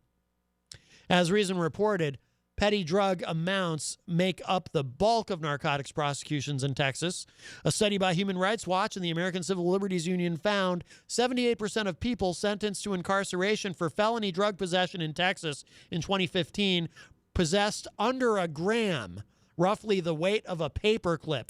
The study's authors found one Texas man was sentenced to 15 years in prison for possession of trace amounts of methamphetamines so insignificant that the drug lab couldn't even assign a fractional weight to it. And again, that guy got 15 years in prison for that. Law enforcement has opposed reform efforts in other Texas counties. Well, of course, that's, you don't want to cut into their civil asset forfeiture abilities, right? Law enforcement has opposed reform efforts in other Texas counties, and Bexar appears to be no different. Area law enforcement officials, granted anonymity by local news station KSAT 12, complained that the new policy was not communicated to them after being instituted. It invalidates their police work, and it prevents them from getting suspects to supply information in other cases. Last year, KSAT reported that 40% of San Antonio's murders in 2018 went unsolved. Wow, 40%. A slightly higher clearance rate than the national average. If local police get tired of arresting people for possessing drug-laced plastic bags, only to see the DA refuse to prosecute them, maybe that would be a good place to channel their energy. There you go. And that is stunning. 40% of the murders in the last year went unsolved in San Antonio. Well, I guess if you're going to kill somebody, that's the place to do it. But wow. So there you go. So I find stories like that encouraging local law enforcement, taking some common sense steps. And by the way, and this is one of the things I say to folks who are very pro-drug war, and there's plenty of you out there. This is one of the things I think you need to think about. Even if you believe that all drugs are bad and, even if it's what you would consider a consensual, no victim, quote unquote, crime, right? Because this is something you're choosing to do to yourself. Well, unless you're selling it to someone else, but in terms of ingesting it, in terms of using it, even if you believe that it's terrible, it's wrong, and you must be punished for it, even if you absolutely believe that, think about this. Is that truly the best use of resources, of law enforcement resources? And one of the things I get pushback on is people say, well, Matt, a lot of these people who get in trouble for, having cannabis or having trace amounts of something else or whatnot, they also did something. They did something else as well. They broke into someone's home to get some things to sell, to pawn, to get money to feed their addiction, or broke into someone's car to do that and whatnot. To which I say, yeah, and that should be prosecuted. But so you prosecute the burglary, you prosecute the break-in, you prosecute the robbery, you prosecute whatever it is they did. Just not the drug use itself. But if somebody does something else, be it theft or violence of any kind or menacing of any kind or a mugging or whatever, yeah, of course you prosecute that. Nobody's saying don't prosecute that. Like, nobody's saying, well, you don't prosecute those people because what they did was connected to their use of a substance or in the, during the course of a transaction regarding that substance. Nobody's saying that. You just don't, but just stop punishing pot smokers, for one thing. And we could get into I do have some other things I want to get to, But we could get into we could do a whole show. I think I probably have done entire shows before about this. George Oscar in the Facebook live chat says, like your thoughts on this, Matt. Well, thank you, George. George, you have good taste and thoughts. Is that even a thing, having good taste and thoughts? Rand Paul, who, of course, senator from the great state of Kentucky, I think in 2012, he was named Time Magazine's most interesting man in politics or something. Rand Paul can be terribly disappointing at times when, those of us who would agree with his father, Ron Paul, on things like foreign policy. Rand lets us down sometimes, but sometimes not necessarily. Sometimes he behaves a little bit like his dad. And according to thehill.com, apparently Rand Paul has a big problem with John Bolton and says he is a malign influence in the Trump administration. Now, we have a lot of saber rattling going on, and it looks like we could be. I don't think it's going to happen. But we could be headed toward a military confrontation with Iran. Trump said, we're going to walk away from the Iran nuclear deal, which I think was a terrible mistake. Don't let the perfect be the enemy of the good. It was not a perfect deal, I'm sure.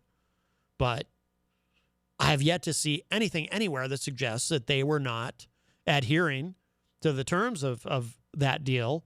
So I think it was foolish to walk away from it. How are you going to get them back to the table now that we've shown ourselves to have been acting in bad faith? And now, and initially it appeared that Iran was going to still, because the EU also was a signatory to that. So they were going to keep that commitment to the EU, even though we had walked away. So the deal was not dissolved. The United States walked away. But now there's a lot of, there seems to be some saber rattling going on with Iran. And, Trump, who one of my hopes for Trump, even though I'm not a big fan, is, that we would at least have a less militaristic, less interventionist and adventurist foreign policy. I've never gotten the impression that Trump had any particular appetite to be invading other countries. But there's been a lot of saber rattling going on as far as Venezuela, and there's been some going on as far as Iran. And I do believe, as many others do, and apparently Rand Paul does, that some of this may be the influence of John Bolton, National Security Advisor John Bolton, and his very frightening mustache. And I believe his mustache's name is Steve. And the reason I think that is, some of you might remember, I think it was maybe 6 months ago, there was a story out there that Trump kept calling John Bolton Steve instead of John and couldn't get his name right. And my theory has always been that Trump, stable genius that he is, figured out that the mustache is actually Steve. And I believe the mustache controls John Bolton's words and actions and so forth. And it's the mustache that is actually this malevolent force that is trying to push the world into a global thermonuclear Armageddon. And Iran is one of the ways to do that, because I do believe that's a potential flashpoint for World War III. So Rand Paul is speaking up against John Bolton and has had some criticisms of the Trump administration on this.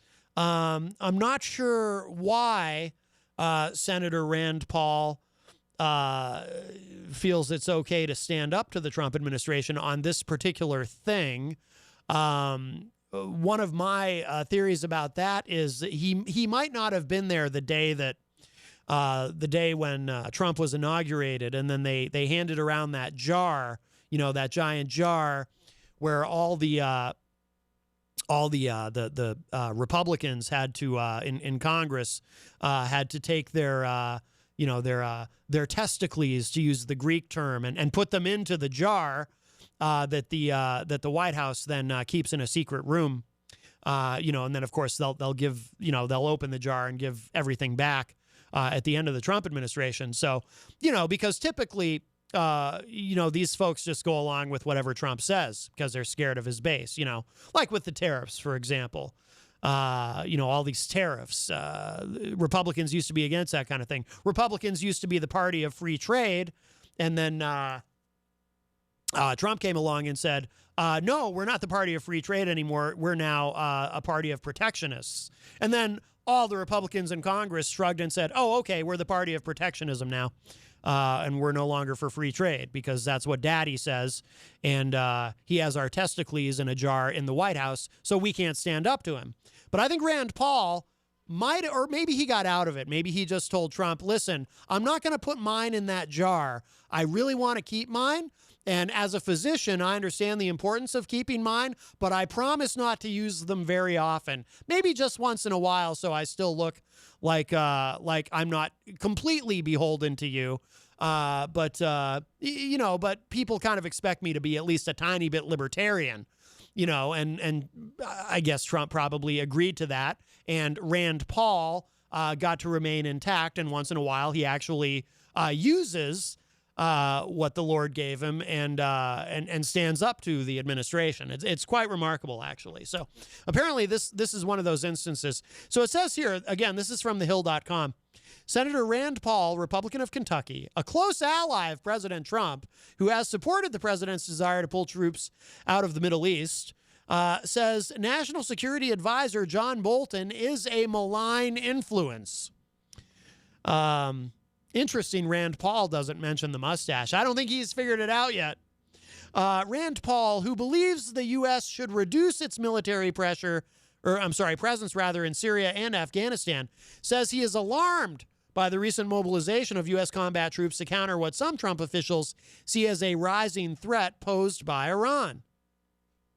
Asked about Bolton's role in the recent deployment of an aircraft carrier strike and an Air Force bomber task force, Paul said, quote, I fear that he's a malignant influence on the administration, unquote. Paul believes that Bolton is in a camp of hawks who may be pushing Trump in the direction of war. Well, that's an easy one to figure out.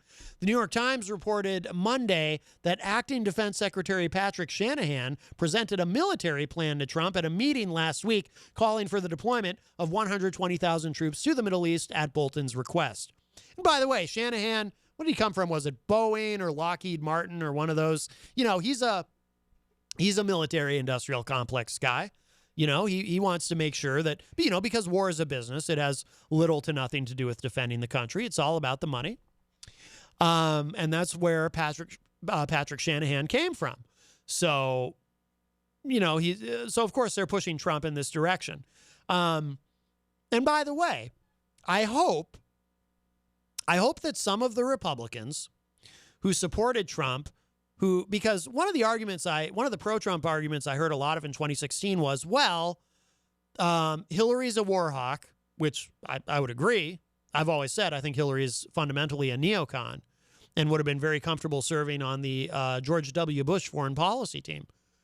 But, Hillary's a neocon, Hillary's a war hawk, Trump is not, and Trump won't get us into these awful foreign policy entanglements that Hillary might have. And I thought there was some validity to that. For example, Hillary wanted to put a no-fly zone over Syria, which I thought was a terrible idea. Trump said, no, that's a terrible idea. So I actually agreed with Trump on that. But these Republicans who made that argument. Step into the world of power, loyalty, and luck. I'm going to make him an offer he can't refuse. With family, cannolis, and spins mean everything. Now, you want to get mixed up in the family business. Introducing The Godfather at ChumbaCasino.com. Test your luck in the shadowy world of The Godfather slot. Someday, I will call upon you to do a service for me. Play The Godfather now at ChumbaCasino.com. Welcome to the family. No purchase necessary. VGW Group. Void where prohibited by law. 21 plus. Terms and conditions apply. All of a sudden, these anti-war Republicans and libertarians, libertarians tend to be anti-war. And here in New Hampshire, there's a strong libertarian movement within the Republican Party. So, so we have some good anti-war folks here. But I hope those libertarians will, and those anti-war Republicans will speak up when Trump plunges us into war, as it looks like he might possibly do. And in a very dangerous situation. This is a very dangerous scenario we're looking at here. This is a nightmare scenario, according to, everything I've read, right? Tom Cotton, I think, went on TV over the weekend on the Sunday shows and said, no, it'd be easy. Yeah, right. I hope, again, I know Republicans don't like to stand up to daddy. It's Trump's party now, right? Clearly we don't like to question him. By we, I mean you. But I hope on this, some of you will have the fortitude to say, hey, we don't like this. I mean, you'll roll over for anything else, whether it's tariffs or whatever else. But, I hope you won't roll over on this. Most of you will. I know Rhonda won't. Rhonda in the Facebook live chat, she voted for Trump, and she says she regrets it now. But like I always say, most Trump supporters I know are incapable of being upset with him about much of anything, except the occasional tweet that they don't like. But other than that, no, it's all good. It's very disheartening because this is really potentially frightening stuff. We have a call. I'll grab this. Hi, welcome to Matt Connarton Unleashed. Who's this? It's your old pal Fred. Fred Bonick from the Daily Ripple. How are you, sir? Good. I'm glad you enjoyed the songs I sent today. Yes. I'll probably play the other one tomorrow because I don't think I'm going to get to it today. But yes, wonderful songs. Well, you were talking about Iraq and Iran. Yes. About getting in a war with Iran. Iran is twice the size of Iraq. It has twice as many people. Yeah. And it has twice the size military. And we're still in Iraq. Mm-hmm. Just pointing that out. Yeah. 2 days. Tom Cotton said in 2 days, 2 strikes. That's it. 2 days. Oh, I know. Yeah. I always wonder what happens on day 4, Right. Well, I mean, of course they said with Iraq that would be quick and easy. And actually the invasion... Yeah, we'd be liberators, remember? Right. And actually the invasion was quick and easy, but then it's what happened, like you said, what happens after that? Well, what happened after that was we got stuck there. And right. I'm very. I mean, but what do you think? What do you think is going to happen? Do you think Trump is actually going to take us to war in Iran? Well, I don't think he actually wants to do it. I think it's Bolton and Cotton. Right.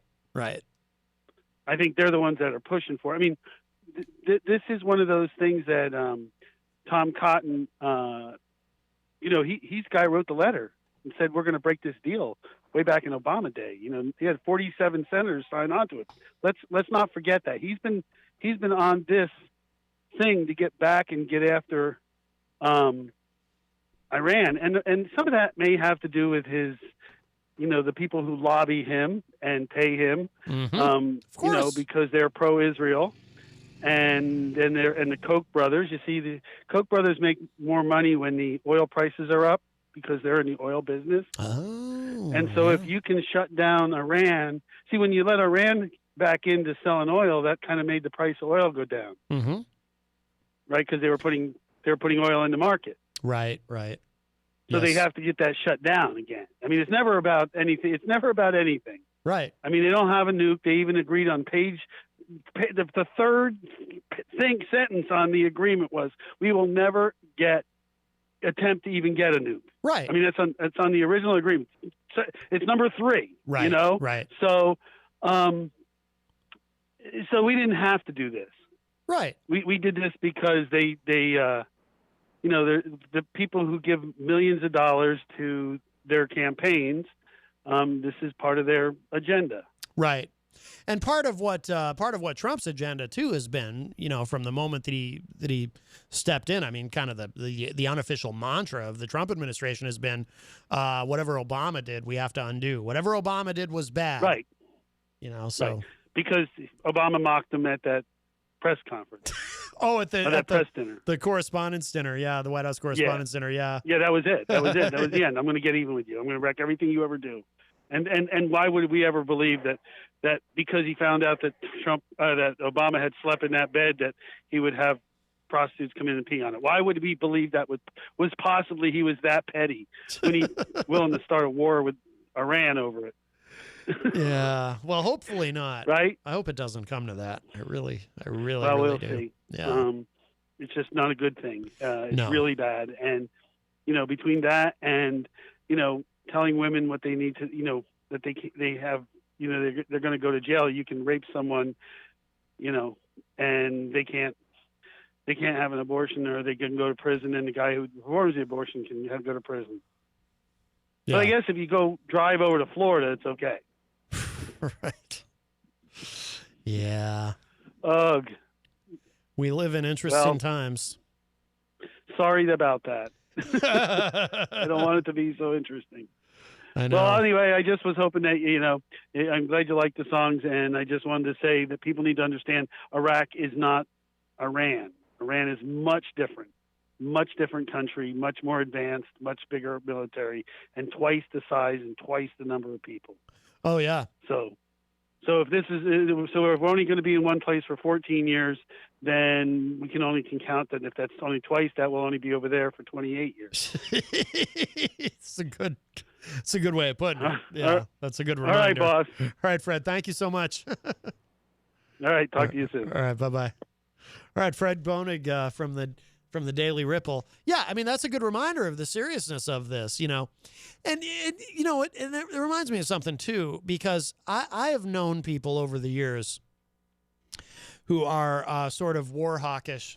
Oh, I just realized what time it is, but I wonder if the Dions aren't coming in. They're usually here by now. It's strange. We usually start to wrap up by now because they're usually... Wait, what day is it? Yeah, it is Thursday. I wonder if they're not here and just no one told me. But there are people who are very war hawkish who will sort of flippantly say things like, we should just turn the place into a glass bowl or something, meaning, just drop a nuke, which is crazy.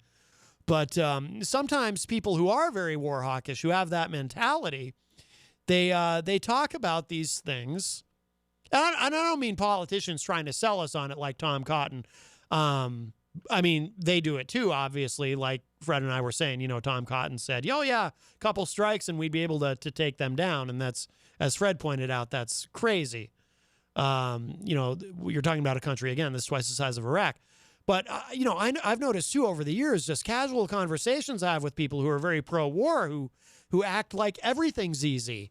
Oh, yeah, just go in there and take them out. No big deal.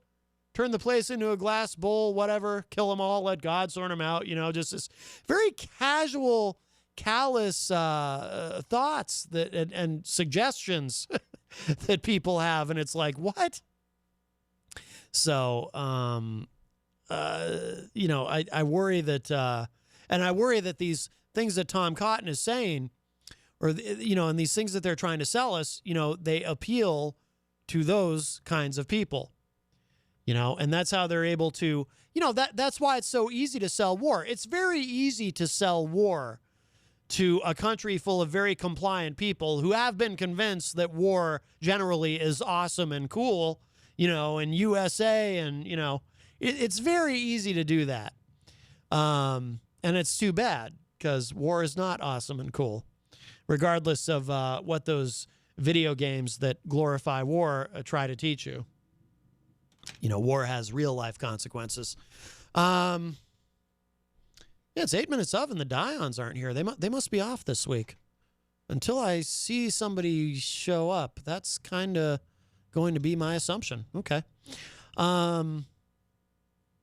So let's see. So this is what Rand Paul said today. This was today. He said this, quote, "My concern," again, this is from thehill.com, "my concern is that there are people that will overreact to this intelligence and somehow get us involved in a military conflict from which there's no turning back," unquote. We have another call, so we'll grab this really quick. Hi, welcome to Matt Connarton Unleashed. Who's this? Hey, it's Eric. To let you know, they're headed to the Snooze and Booze tonight with Peter White and Carol. You are? They're going to a charity event. Are you going to get sloppy drunk? Step into the world of power, loyalty, and luck. I'm going to make him an offer he can't refuse. With family, cannolis, and spins mean everything. Now, you want to get mixed up in the family business. Introducing The Godfather at ChumbaCasino.com. Test your luck in the shadowy world of The Godfather slot. Someday, I will call upon you to do a service for me. Play The Godfather now at ChumbaCasino.com. Welcome to the family. No purchase necessary. VGW Group. Void where prohibited by law. 21 plus. Terms and conditions apply. No, but the Dions, they go in there. Peter White and Carroll and Sarah Baldry's been to go. And I got the that's big charity event tonight. That's why they're not here. Okay, well now it all makes sense. Right, I learned you that. So don't worry, they're alive and well. All right, Eric. Well, I appreciate the call. Thank you. No problem. All right, bye-bye. EZG, Eric Gagnon, calling with some information that was useful and helpful. That deserves an air horn. All right, so we'll conclude at our usual time then. So let's see. So Rand Paul cited another New York Times report that the White House escalated its warnings about a potential attack from Iran or Iranian-backed forces based on photographs of missiles being transported to boats in the Persian Gulf. And about that, Rand Paul said this: "The question is that's being done in reaction to our increased presence there and our naming all of the Revolutionary Guards as terrorists. Is this a reaction to our policy, or is it simply an aggressive policy saying we're going to start war? Iran knows you don't start a war with the United States," unquote. That is a great point. So what Rand Paul is saying here is, are we provoking Iran into provoking war? Or, are we trying to get into a war with Iran? Are we poking the bear to try to get into a war with Iran? Are they taking actions to prepare because they're getting worried about us going to war with them? They don't want to go to war with the United States. And he's pointing out, look, it's ridiculous. And he's right. It's ridiculous to think that Iran, unless they're suicidal, that they're actually intending to do some sort of first strike against the United States, because that's nuts. Like he said, Iran knows you don't go to war with the United States. So, if they are doing some things that may appear provocative or can be argued are provocative, are they doing those because we're doing things that are provocative? Like, as he pointed out here, declaring that, their military is terrorists, the Revolutionary Guard, they're all terrorists. Or, I think he had pointed out somewhere else, walking away from the Iran nuclear deal. Is that, viewed by the Iranians as provocative? Trump said today that he hopes the U.S. does not go to war with Iran. Rand Paul told reporters in a conference call later today that he's worried that the military buildup could increase the chances of a confrontation that spirals out of control.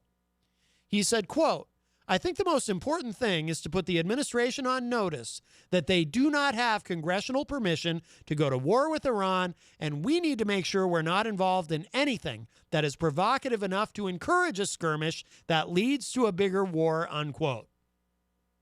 Paul added that the U.S. should defend its troops and diplomatic facilities and send a clear signal to Iran to expect retaliation if it attacks the U.S. interests.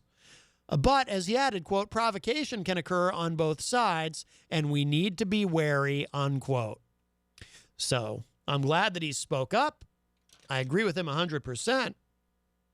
And I'm suddenly reminded of, and actually it came up on the show recently, the Gulf of Tonkin, where, we found out, and I always think of this too when I think about conspiracy theories, because, conspiracies do happen. I'm not a conspiracy theorist, and I'm not a follower of Alex Jones. In fact, I like to play clips that mock him and so forth, but conspiracies do happen, right? The Gulf of Tonkin, it turned out, we found out, I think he came out publicly and said it maybe a decade ago. Robert McNamara said, yeah, it was BS. It was that situation was, or how did he put it? I'm trying to remember exactly what it was that he said, that we provoked them into attacking us so that we would have an excuse to go to war, essentially. And so I think of that and I wonder, well, a guy like Bolton or a guy like Tom Cotton, are they, do they think that they're smart? For one thing, they might think they're smarter than Trump, which they probably are. And, are they using that to try to maneuver us into a situation where we've provoked the Iranians into doing something that we perceive as aggressive enough that we now have to go to war? And it's all a big con. But anyway, we are out of time. Thank you all for listening today. Thank you, Jenny, for joining me earlier. Thank you to Fred Bonig from the Daily Ripple for calling, and to Easy G for calling. And if you missed any part of today's show, it will be up in just a little bit at WMNHradio.org. Thank you to everybody in the Facebook live chat. And I'm out of here for now. I will talk at y'all. Be back tomorrow. Talk to y'all a little bit later. Bye, everybody.